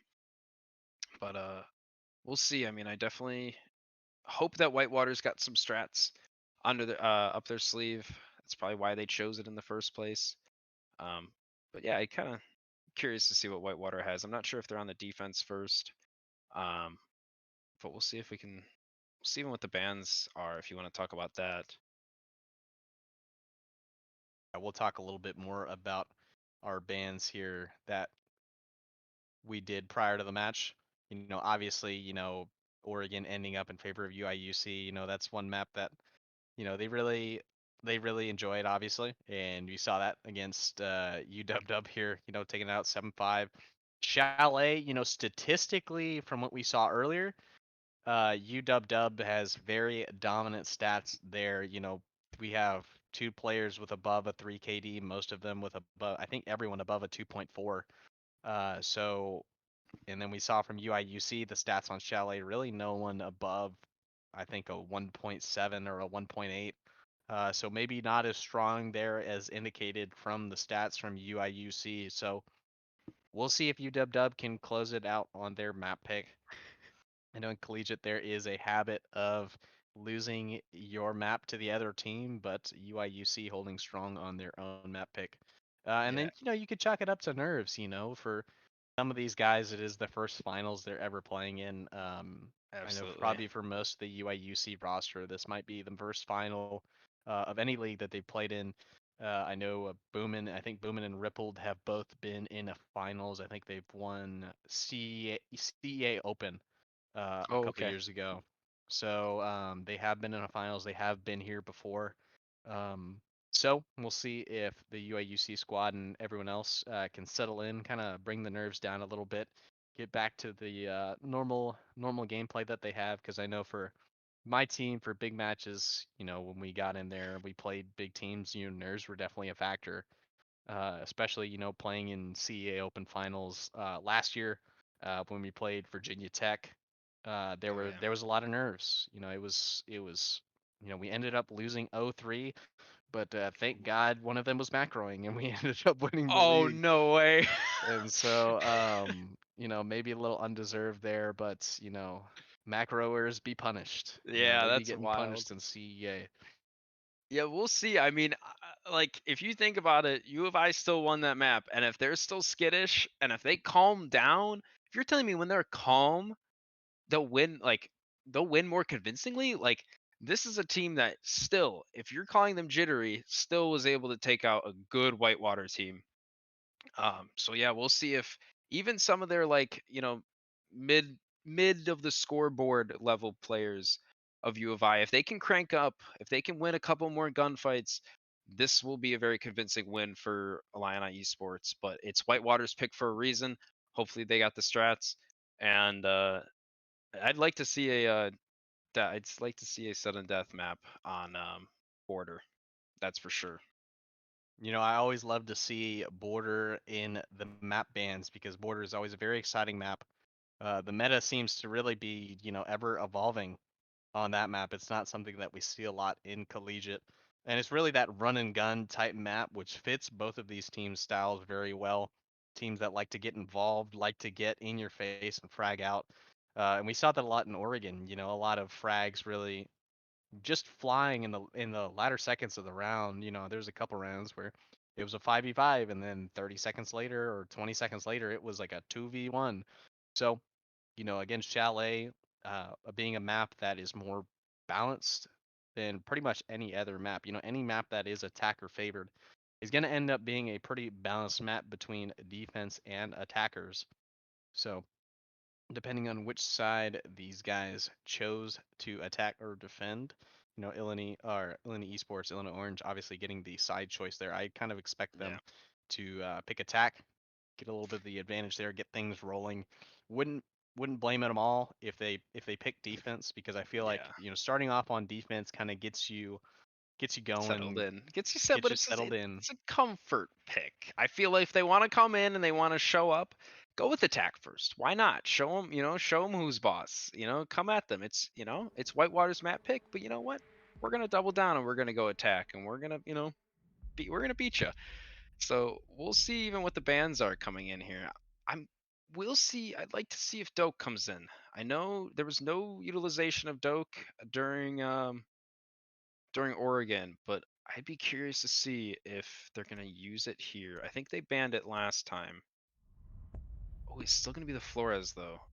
Again, That- you know, UIUC banning out that Flores, which I feel Flores is again very strong on Chalet. You really don't see a lot of defenses that are constructed without heavy shield usage and Azamis. So, you know, having that Flores off the board, obviously probably very good for that UIUC squad. Again, starting on defense, like we just talked about, choosing for that comfort pick, which I don't blame them at all. Thatcher going off the board. I expect a Valkyrie to get taken down here by UW as it does. A lot of information, a lot of good cam spots that you can place down here on Chalet. And I almost 100% believe we will see a Mira ban here from UIUC. I'd really love to see a Cade trick here. If Cade doesn't get banned, my snowmobile Cade trick was something to be witnessed. An Azami ban. We see an Azami ban. You know, that's a Huh. very powerful ban on a map like Chalet. You see a lot of usage down there towards Snowmobile Garage. You know, on the actual snowmobile, on the table in wine. You see a lot of usage on extensions from master bedroom and on bar. So again, it seems like one of Boomin's favorite operators there, as we see a little bit of trash talk in the chat. But you know, nonetheless, Boomin, unfortunately, you can't play your crutch. As we see UIUC opting to go to kitchen dining. Very fine site to choose there with given the bans. You know, obviously not having Flores on the board allows you to play these extensions with these shields, having one both on the frost and the smoke. You know, looking at the castle extension here, looking to get things moving upstairs. A very common setup that we've seen from a lot of teams. And what do you expect to see here out of the side of UW, Aiden? Yeah, I like how I know you mentioned Whitewater, and I'll touch on that in a second. But I do like the second floor approach from Orange here. Just controlling. They're gonna try to control this entire north side of the map. I'm not sure if you'll see a library roam here. And yeah, it doesn't seem to be the case. The castle going down on piano. Nope. Maybe. Frost going into library, gonna contest the push from Whitewater. Having his doubts placing the piano castle. Yeah, but I mean, it makes sense. If Nano's gonna hold library, he's definitely gonna run back. He's gonna scurry back to piano if things don't go his way. He just needs to play his life and play the time. Definitely on these early rounds, you gotta just understand the pacing of the attackers before you make any irrational decisions. Oh, is Akron gonna spot him? The lucky pick! Good. Oh no! As we see Nano the with lucky just free the fire there from Axron Yeah. onto Nano. Just very unfortunate. I'm very tempted to say unfortunate because he did full swing into the free fire Yeah, of Axron. just that But man, hate to see it right there. yeah, Nano just with the tried to get the pick, just really couldn't succeed in that. That castle did go down though, piano. So we'll see a push from my here. As we see here, you know, getting the control that they needed up there towards master bedroom. You know, I'm very preferential towards a minimal take towards master. Oh, the K trick. K trick is going out from lore. Is it going to be in time for the aces though? It's it is not, unfortunately. Oh, And Ripple no. takes advantage. Lore going down. It's a 3v5 in favor of UW. All left on the Jason board with this these power smokes position. though. Yep. As you'll see, smokes going out there. UW just trying to find the remaining 3 players on the side of UIUC. The Jaeger Sweaty sitting up here by piano, trying to catch someone walking unawares towards master bedroom. But in reality, he really does need to get pretty active here. You know, UW kind of crunching down over there towards the site. Gridlock's going down. Sweaty may be able to find one onto Meyer, unable to. EJ getting a pick on a Boomin. Axron finding a frag, and it's all left up to Sweaty up top in the 1v4. UW players swarming the site. Yeah, this Looking to long see where he angle from goes. Axron. They. Oh wow, Sweaty's gonna Sweaty get the able pick, to though. find one back there on the Meyer. It's a 1v3, very much more doable, but Axron with the shutdown onto Sweaty, and that is a comfortable UW round. Yeah. Definitely just some early mistakes from U of I there. I think they'll clean it up, but going kitchen first is something that kind of surprised me, something Whedon never did, but they're varsity for a reason, so I'm sure they have their methods. But a kitchen again, gonna go with the same comp. We'll see if they make any adjustments. But I think I think they're gonna want that round back because I think it really just came down to that unlucky pick onto Nano. Just the overly aggressive play. Start the map. Very much so, as you saw Lore unable to get the trick there down onto the ace of the main wall. Is very, very hard to do, especially against an ace. And with your Cade Claw really getting taken down there, it's pretty tough, man. You got to be a really good Cade to do that. Unfortunately, Lore missing out on the timing, costing him his life there from the Gridlock on Rippled. And speaking of Gridlock, you know, not a very familiar operator that we're used to seeing. Does bring a good kit though, with the utility of the EMP grenades that were used to knock out those Cade Claws, and you know, bringing those track singers that a lot of people like to actually use towards the execute to really eat up sound, allow the plant to go down, you know, quote unquote silently. Absolutely. Yeah. Under the sound of the Gridlocks, and you know, having a Gon 6 as well, so really bringing the full kit caboodle there. Yeah, I would be curious to see in the next couple of seasons how Gridlock will be used, because you mentioned a lot of really key points that makes her kit very good. Like overall, you know, good gun. Even the F90 and the M249, just both good, consistent guns. And just, I think it's really the three, you know, the one speed that kind of turns people off from Gridlock. I think people tend to use the Nomad more. The ARX is a little bit more of an attractive gun, but definitely Gridlock should be used more. And Whitewater does not disappoint here in utilizing her. Keep an eye out on her during this execute. Absolutely. As we see UW going for the same push as last time, choosing to go library over, getting the wall open, and then really just holding one guy up here, which is all you really need. You know, if you're UW, all you really need up here is to have control over half wall, and you can go for a plan on default. You know, you gotta force these guys from UIUC to swing you, and then, you know, it's actually a very advantageous fight for the UW player.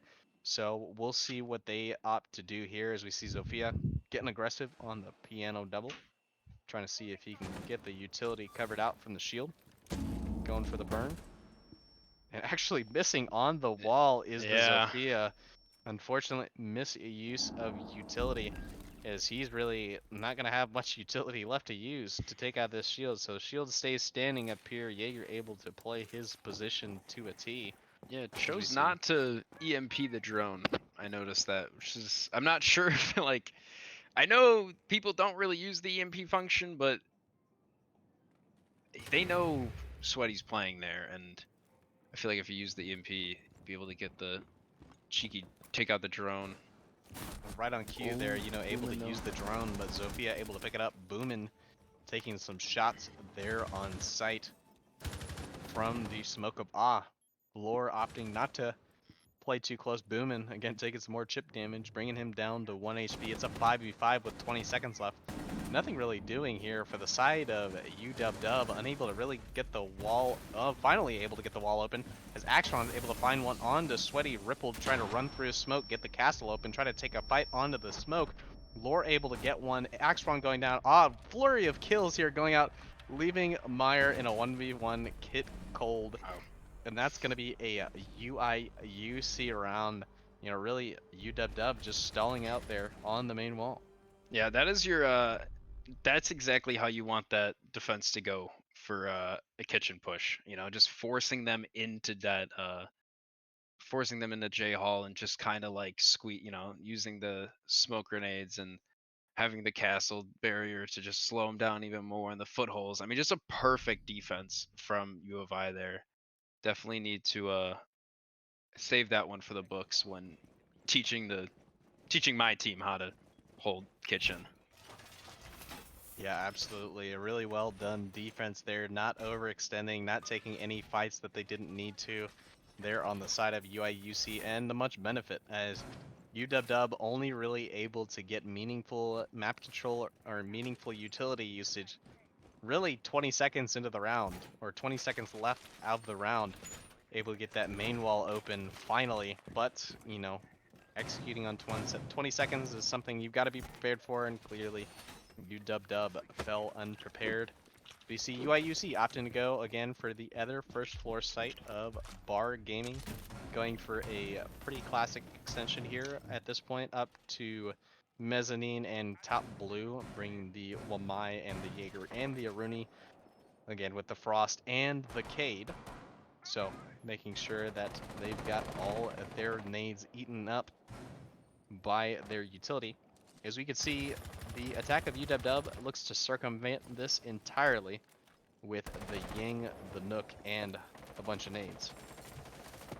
Yeah, absolutely. Definitely your standard library push. See how yeah, we'll see the bogey pick, or the Ying pick from bogey. See how it affects their attack. See if Nano expect it, or if the ADSs will help him out too. Absolutely. As we were corrected during the break, it is not Boogie, it is in fact Bogey.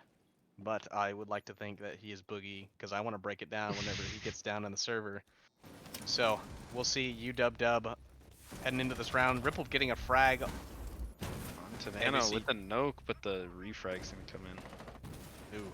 As we see UW getting refragged pretty quick there from the side of UIUC. Only Nano biting the dust there from that quick push. That's Boomin' and Ripple down. That's your top two players here out of the round, as they are able to get library control there pretty quick, but they are effectively locked out from EJ as EJ takes a fight onto the Zofia of Meyer. Nothing doing. Shots being exchanged. A bunch of whiffing happening. As Meyer able to finally find the kill on EJ, equalize the round. Maybe aware of this Jaeger here towards library, but Jaeger gonna bide his time, wait for the perfect time to flank. As we can see, UW able to take the map control they needed and equalize the man count. So yeah, this is when you just need to play sound here if you're U of I. Just try to listen to the footsteps of Meyer. The Ying is gonna try to get a cheeky kill into that hallway. Cade's gonna take that position though on the top of the bottom stairs. I like that. Yeah, Laura's gonna try to pick someone off on top fireplace. We'll see if he gets it. we can see Sweaty going down there from the side of UIUC. Axron able to find him through the footholes, but Boogie able to get the plant down. Does Yep, Lore? Lore there it gets is. one, gets two there from the bottom stairs, as they doesn't seem like they know the plant's going down. Boogie, or Bogey rather, oh my god, I did it again, is able to get that plant down. Ying Candela is going off. Lore thinking for a second, maybe that's not my frost mat. Taking a little stutter step there. Heading upstairs, trying to find this frag onto Bogey, and he is able to. That's a quad on the round from Lore. A great round from him, able to clutch it up there for the UIUC, taking their second round on Bar Gaming. Yeah, Extron and Mobile are definitely gonna they're gonna peek that angle next time. They're not gonna let Laura take that twice. That was a great angle from him though, and definitely got those critical kills to change the tide of that round. Because with that pick on a Sweaty, that round was not going U of I's way, but Laura turned that around. Very much so. You know, they did have the sledge up in Axron, and he totally could have opened the angle from top Mezzi onto pretty much Harry Potter there on the snowmobile garage stairs, but unfortunately, unawares of the position of Lore, and pays dearly as Lore's really tearing it up this map. You can see him there, 7 and 1 We got one more kill, then Axron on the side of UW-Dub. Both of them really showing up. Pretty much role players there for most of the season on their respective teams. Really balling out here on Chalet. We'll look to see them continue that as UIUC takes it down on the basement. And Aiden, what do you think we're going to see here from the side of UIUC? Yeah, we'll see. They are gonna open up. Oh, I love this. I love that electroclaw spot.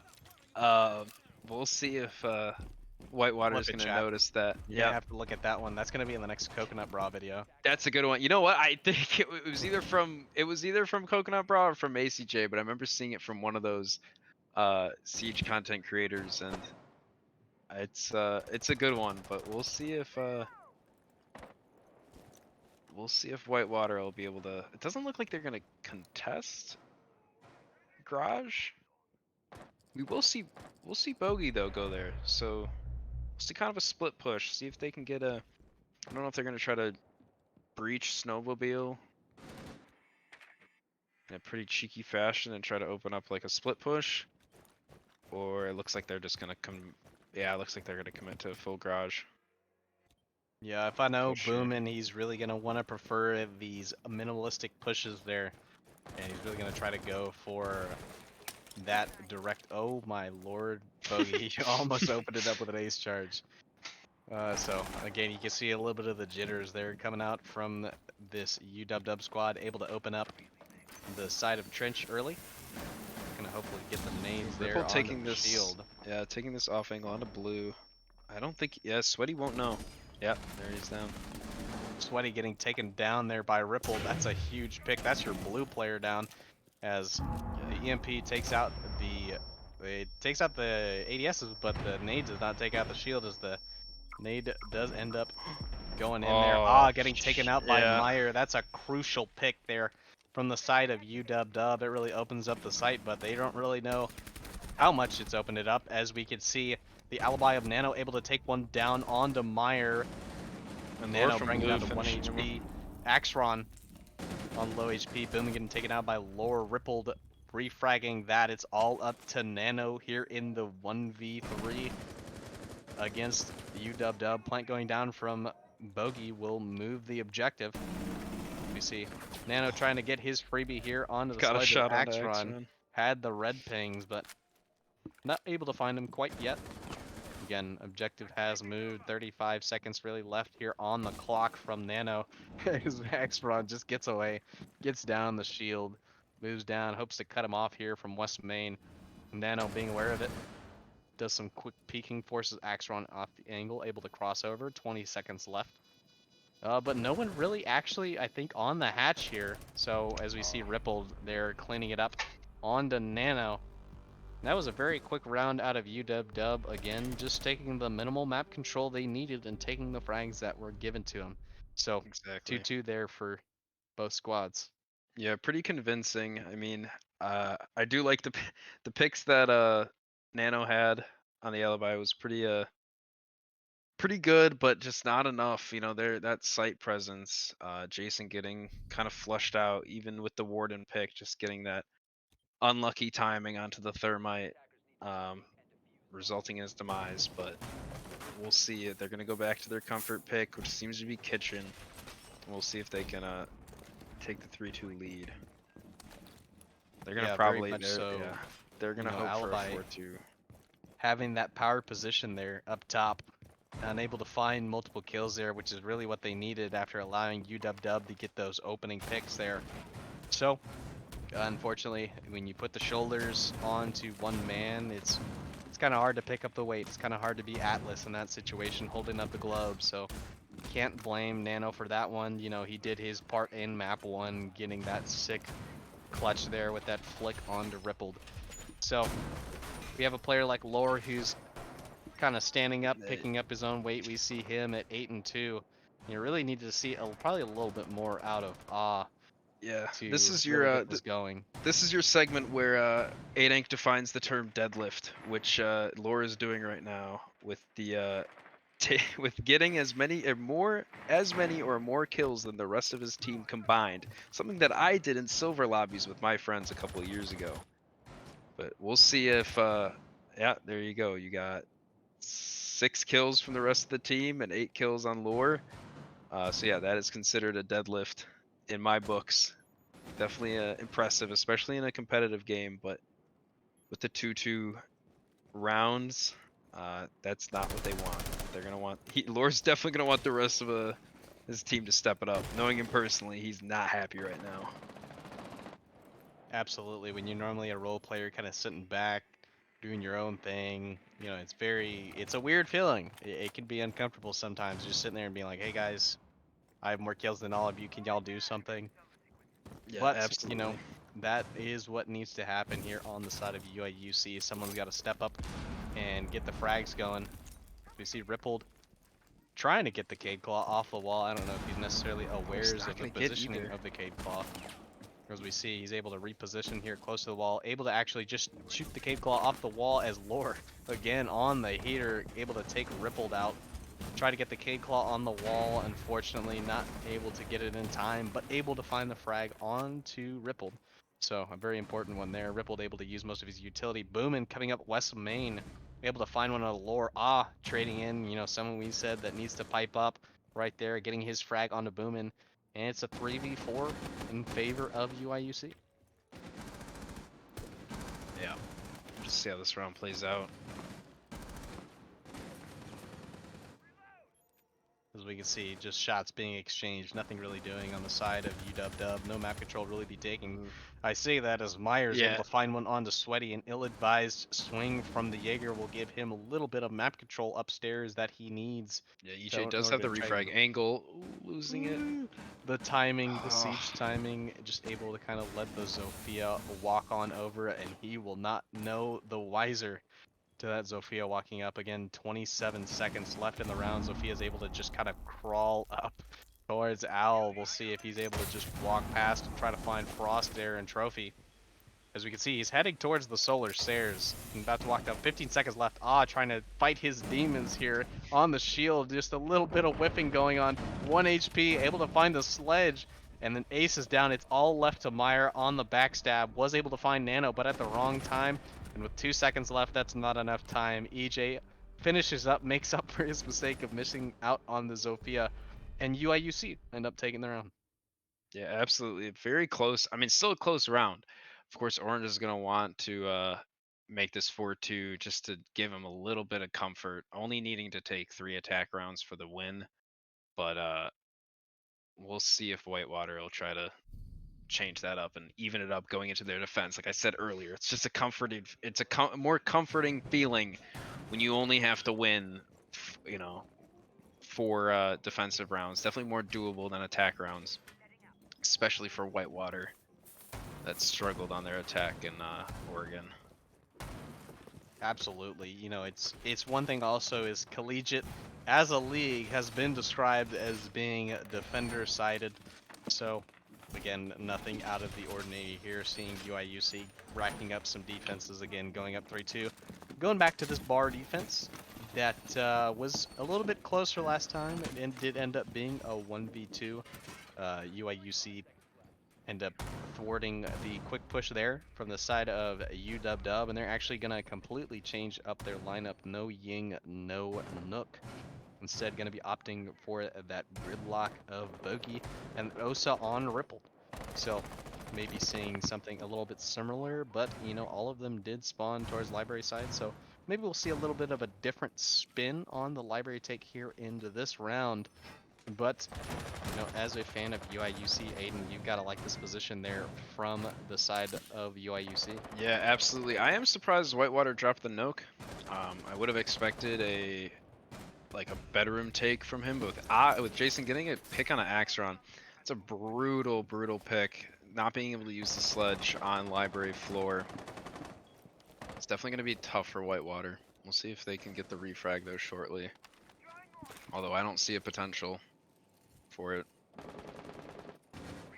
You know, something that's, you know, losing the nades, losing the destructibility of sledge early on in the round, and also losing your top frag at the moment in Axron, the one who's actually shooting back. So You know, very, very crucial pick there from Ah, and a great time to find it as he finally goes positive. Rippled unable to find the Frost, trying to peek his way out as Bogey gets taken out by EJ on the Wamai. It's a 3v5 in favor of UIUC. So, you know, good things happening, good things starting up. You know, UIUC able to find their picks. A minute 30 left in the round. And really no map control to show for it from the side of UW as Myers able to finally vault his way into library, into the crossfire of like 3 players. So Yeah, not a good not a good position to be in. But they are going to gain more library control with Boomin pushing in. Gonna try to get a cheeky pick, no, just for the breach. trying to get the wall open there on library. I don't even know if they're going to allow that to go off as Meyer goes for the pre-fire. Doesn't really know the positioning of Ah as Ripple goes down to Nano there. As Ah is going to bide his time, really just wait for Meyer to swing the ill-advised, and there he goes. But Meyer able to find one on to EJ, and Ah is going to clean this up. Boomin going down. That's a pretty convincing round in the favor of UIUC. Absolutely, and taking those 4 rounds on defense is definitely going to be a lot more comforting for U of I going into their attack. No, they are a very good attack team, as showing by their undefeated record, and honestly, there's their entire dominance over this entire league.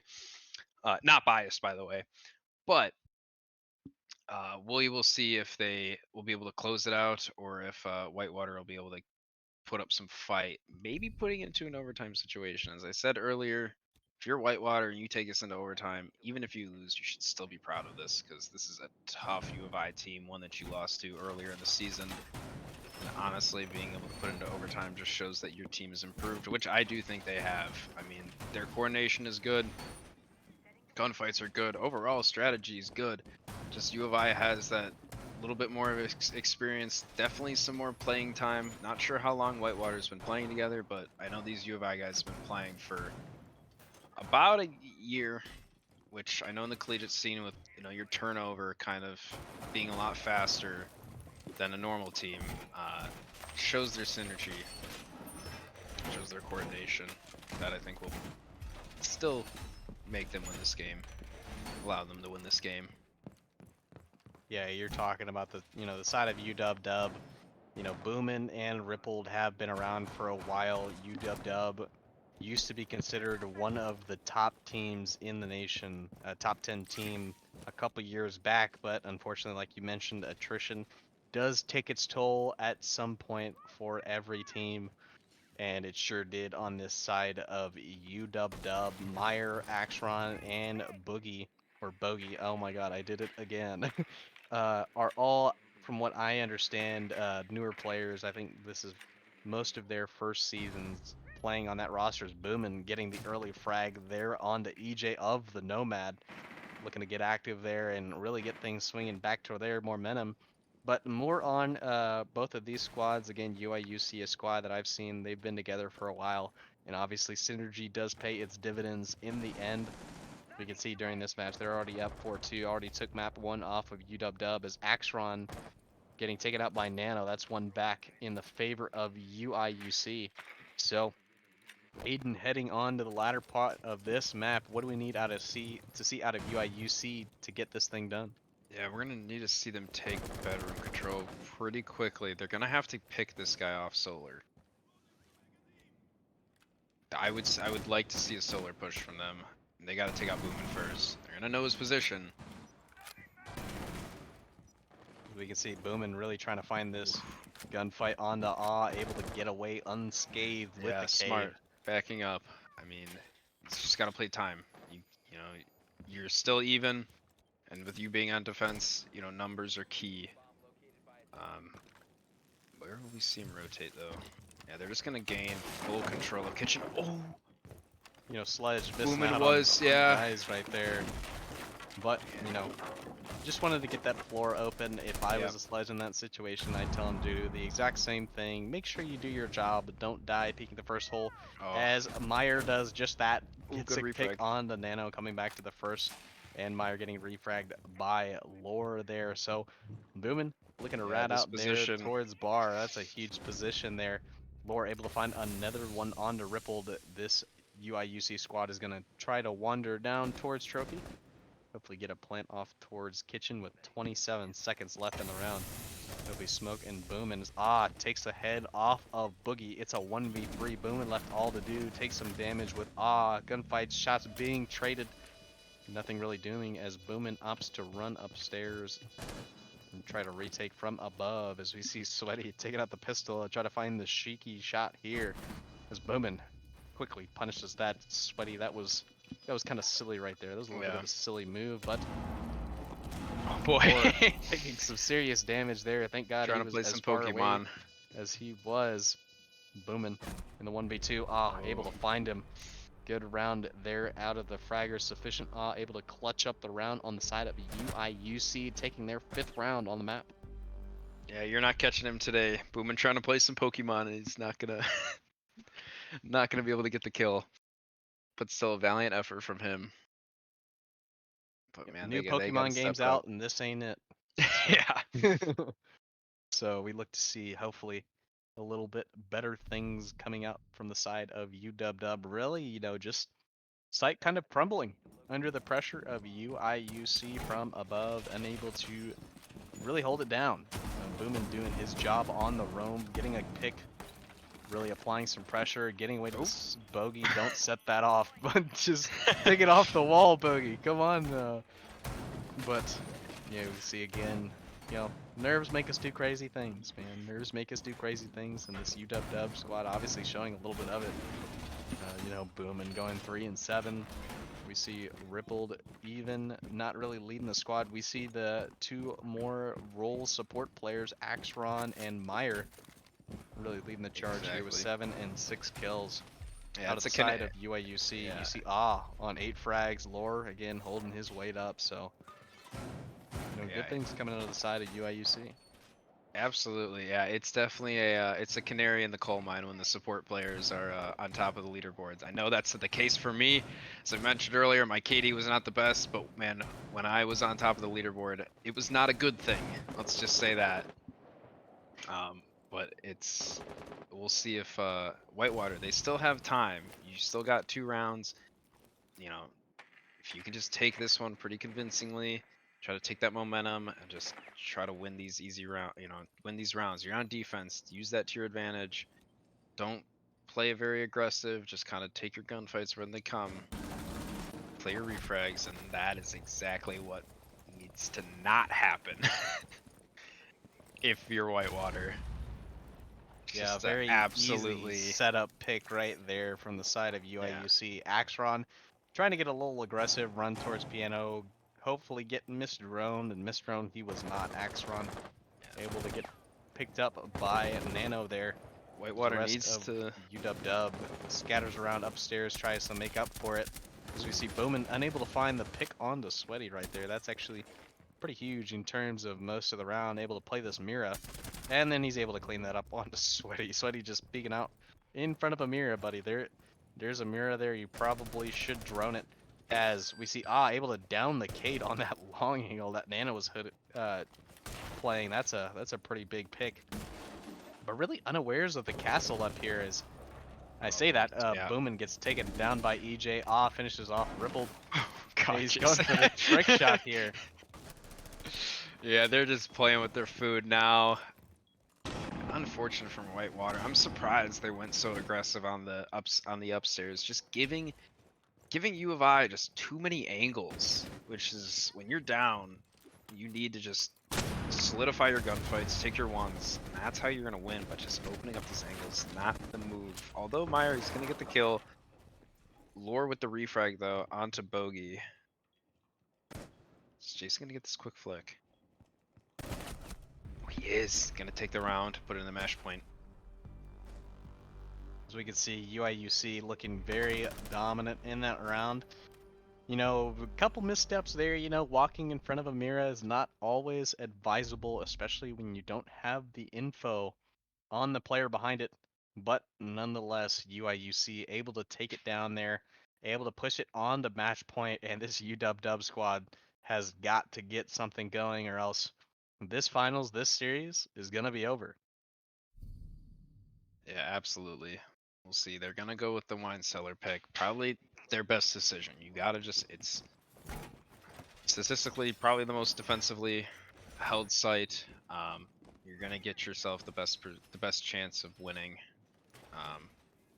Not a very you don't want to rely on stats though. Right now, you're just gonna want to rely on getting the kills, playing the strategy, and just kind of coming back from this deficit, this 4-round deficit that they're gonna try to achieve. But I know their headspace is not great right now. I know when you're down a lot of these rounds, you know, you already lose that first map, man. It's tough to come back. I have no doubt that they stand a chance. Definitely been a formidable opponent for U of I. Definitely surprised me, but we'll see if Rippled is he gonna. Oh, they're gonna try to play this. Yep. Although the drone from Lore though, drone from Lore might shut this down real quick. Yeah, Nano's gonna know his position. Gonna get some shots on the Rippled. Attempt failed to get the easy pick, unfortunately, for Whitewater. You know, definitely ill-advised there from Rippled. You know, I understand where he's coming from. You want to try to get something going. You're down 2-6. You're on the match point. He's able to find the Twitch drone there of Nano. Pretty important piece of util down there, but nonetheless, you know, you're down 2-6 match point. Going for a spawn peek, probably not something you should do, considering you really haven't hit one the whole match. As Sweaty takes out Rippled, we just talked about it. Getting caught there on the rotate back, able to take main garage control, get his cutoff. We see UIUC able to take the man advantage there. We see Sweaty trying to work his way towards that door and try to get some of that utility usage down. Take that shield out there on the side of UW, but nothing just yet. Wants to get all the buddies involved, wants to get everyone around, gather around the campfire and blow this shield up.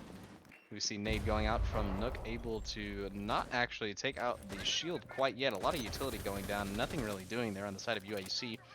Able to open up side trench, something very important and near and dear to the side of UIUC and UW. So we'll see this hotly contested here on the side of a bogey. But again, minute left. UIUC man up with a lot of map control. We'll look to see them hopefully gain control of the wine cellar hatch if it is closed. As we see Sweaty getting the Zofia down, Ooh, but getting cheeky down in though. the process. So we'll see Thermite getting picked up as we head into the latter parts of this round with a couple flanks going out. Yeah, we'll see if Nano is not going to be able to contest the Cade unless the Cade goes for the peak. Which I kind of hope he doesn't because we will. Oh no, Axron. That's brutal. I know you had to take the gunfight, but ooh, Meyer gonna get the pick though. The refrag gonna come from Jason though. Meyer with a valiant last stand. That's gonna be U of I winning Midwest R6. As we see there, yeah, Meyer unable to successfully defend blue there. UIC Eurovictors a full 9-0 at this point here. Taking the finals here pretty convincingly in 7-5, 7-2 fashion. So, like we said, Aiden, a very dominant performance. I doubted them, honestly, on Chalet. I didn't think it'd be this much of a blowout. But, you know, we see then making his rise there on the top of the leaderboard, finishing out in the top 2. And I'm sure as a student of UIUC, you're sitting on cloud 9 right here. Yeah, it's awesome. It's good to see these guys get a win. They definitely put in the practice, definitely put in the work. I hope to see them if they do participate in that CR6 in Ohio later in January. I'm not sure if they're going to participate in that. I hope they do. But yeah, we'll see the graphic of the champions, Illinois Orange. Before we head to a 5-minute break, if you liked what you saw, you thought it was a lot of fun, and you want to get in on it, just wait around. We'll be going into the spring season this upcoming semester. So if you're located in the Midwest and looking to compete at a collegiate level, look no further than our spring 23 season, available for registration right now until December 31st. So make sure you guys get on it before New Year's Eve. You get to compete against teams across the Midwest from Minnesota, Iowa, Wisconsin, Michigan, Illinois, Indiana, Ohio, and Missouri. Get your JV team in there too. Get the whole family in. We got you covered. We'll have a Swiss style regular season, whole 10 weeks, 10-week long season, and that's a lot of action in Midwest R6, which is your home of collegiate R6 here in the Midwest. So if you guys are located in the Midwest tuning into this stream and are not already signed up, I really don't know what you're doing. So make sure you guys get signed up. But for the next season. So that being said, let's head into a 5-minute break before we head on to our interview with one of the Illinois Orange players.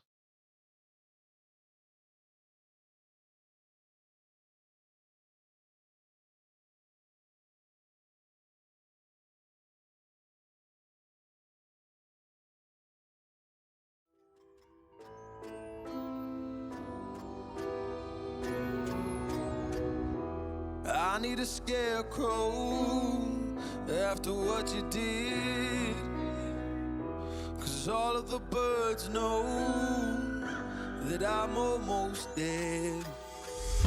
I'm barely breathing, I'm barely awake. You left me in pieces, there's no more to break. Don't wake me up, not in this century. Don't wake me up, 'cause you're just a ghost inside my head. You're just a ghost, you're never there. You're just a memory on my lips, 'cause you're just a ghost inside my head.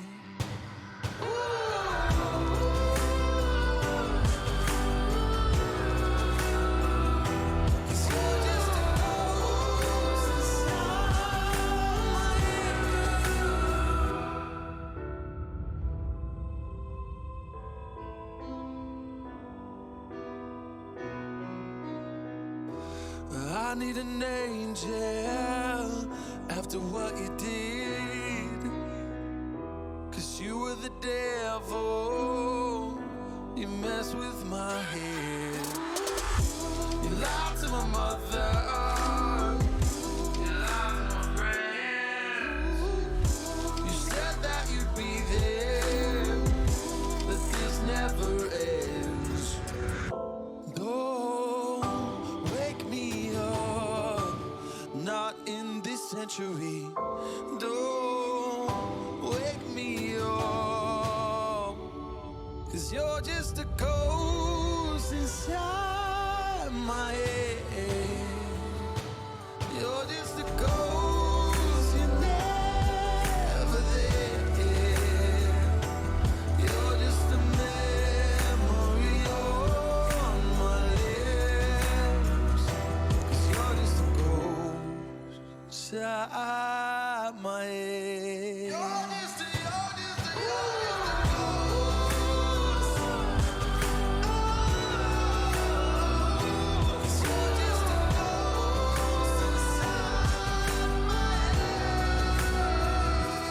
You're just a ghost inside my head. What is up, guys? Welcome back to Midwest R6, and we have our champions here of UIUC taking it down 2-0, 7-5, 7-2 fashion against UW-Dub. And we have our post-game interview here with Lore, the guy who really popped off there in the second map of Chalet. So Aiden, what do we got for Lore? What do we want to ask him? Yeah, congrats, man. How you feeling? Initial reactions? Are you? I know you look very excited right now, and I a lot of mean, work. we were very happy with our Chalet performance. We were expecting it to go more tight on Chalet, I guess, because it's their map pick. I mean, we played them on Chalet before, and we're pretty good on Chalet too. But we expected Whitewater to bring a more punch, but I guess we were just better. Yeah, absolutely. I was very surprised too. I thought I thought, yeah, due to their map pick, I thought they were gonna come out with some, special strats, but we didn't really see it. And you guys were kind of able to just like clear up the mistakes. I know you guys had that cheeky little TK on Oregon, but you guys were able to just clear it up, keep the comms clear, and just come out with a pretty convincing win on the Chalet. Oh yeah, okay, I remembered that. Yeah. Yeah, I know I had to bring that up, but no, good. How were you guys feeling though on the first map? Just afterwards, I'm not sure. Were you guys expecting it to be that close, or what did you guys kind of change up going into the second map? I mean, it's Oregon, so like everyone knows how to play Oregon, right? But they actually target ban our main map, which is Villa, because that's when we played them first time. We played Villa and Chalet, and we 2-0'd them, so they Mhm. target ban us. And like, if you've been watching us, well, we didn't get a lot of game stream, but Villa is always our first pick. So we picked Oregon because we thought, okay, they're probably gonna pick Chalet, so let's pick a map that we're a bit comfortable and like, yeah. But then, yeah, we were definitely expecting a close match, and there was definitely a lot of throwing going on, like from both sides. So yeah, that's why it got that close. But yeah, I mean, we did Yeah, that's fine. okay. I mean, yeah. So, what do you guys? Just tell me a little bit about your guys' like weekly preparations going into matches. I know for for Blue, we didn't really practice, but like I'm curious to see like what your practice schedule kind of looks like as a team. Just how do you work on strategy? And just when it comes down to Um, your yeah. personal. So for strats, I personally make them. I watch a lot of Pro League, so I made a lot of strats. So we have strats on lots of maps. So yeah, we definitely did not pull out everything that we need to. But usually weekly practices, we have scrims weekly. That's not happening recently because we've been busy. We had CR6 playoffs and then Midwest playoffs, and then we have exams too. I've doing Yeah. study for an exam after this. So Yeah, I know. Absolutely, me too. yeah, so we used to scrim and have 2 game days, which is like plenty of practice, but then recently it's been 3 game days and no practice. But yeah, after this, we're not playing in anything until maybe the Columbus land. Yeah. Yep. If we do attend, we're not sure yet. So yeah, but going into that, we're probably gonna take a break until like a week before the land, and we're gonna start practicing again and getting warmed up for the land. Yeah. Yeah. Are you looking forward to the new season tomorrow? I know it's Uh, tough I with. mean, I I like the changes, except like probably the speed changes. Some of them didn't make sense to me. Like they Mhm. made so many of the attackers like free armor for no reason. Like they're gonna be really slow, and I hope like I mean, I don't think it's gonna affect it that much, but it's gonna suck if you play Sledge. You're gonna take a while to walk around and stuff. And yeah, I don't know. It'll be interesting though. I think rank 2.0 is going to be great, better for rank experiences. So Yeah, good. yeah. Yeah, we'll see how attacking changes in the next upcoming season.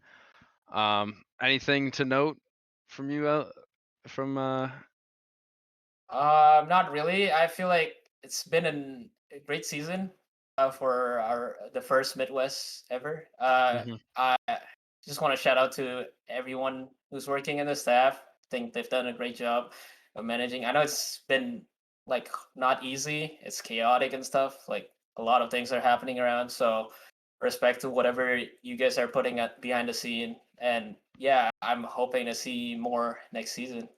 Yeah, Uh, anything from Bait, you got anything to say? Any questions?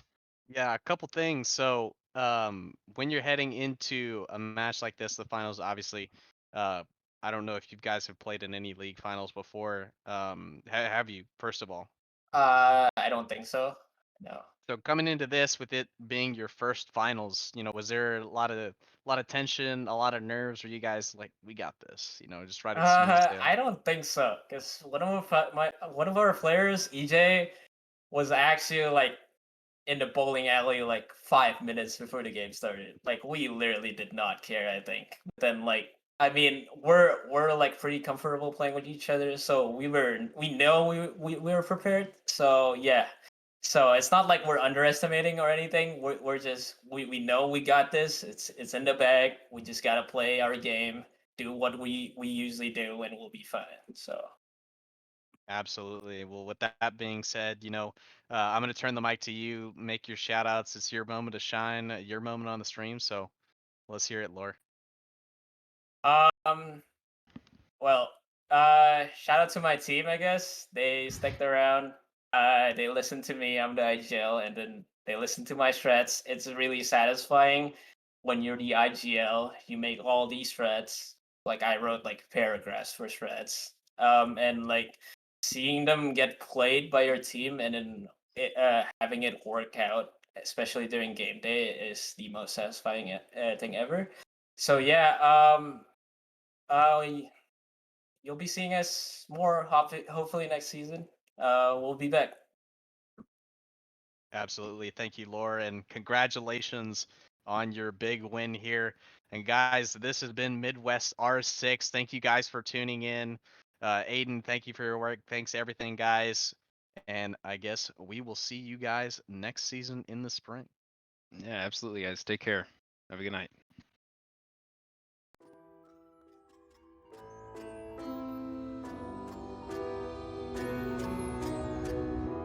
I need a scarecrow after what you did, 'cause all of the birds know that I'm almost dead.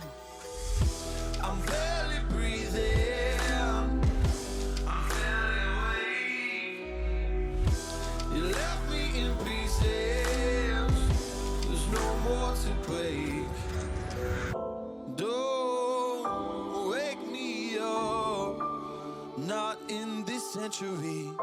Don't wake me up, 'cause you're just a ghost inside my head.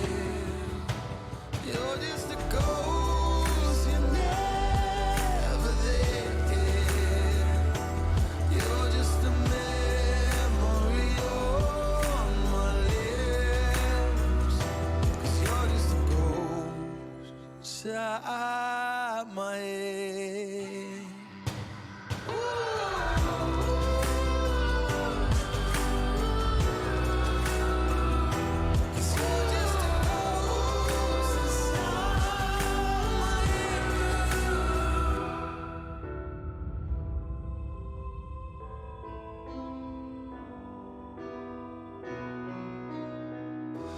I need an angel after what you did, 'cause you were the devil, you messed with my head. You lied to my mother, you lied to my friends. You said that you'd be there, that this never ends. Don't wake me up, not in this century. Don't wake me up, 'cause you're just a ghost inside my head. You're just a ghost, you're never there. You're just a memory on my lips, 'cause you're just a ghost inside my head.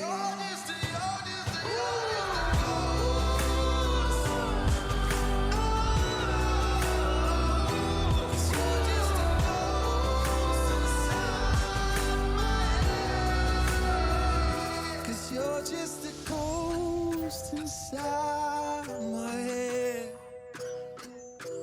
You're just a ghost, you're never there. 'Cause you're just a ghost inside my head. You're just a ghost, you're never there. You're just a memory on my lips. You're just a ghost inside my head. Oh, you're just a ghost inside my head.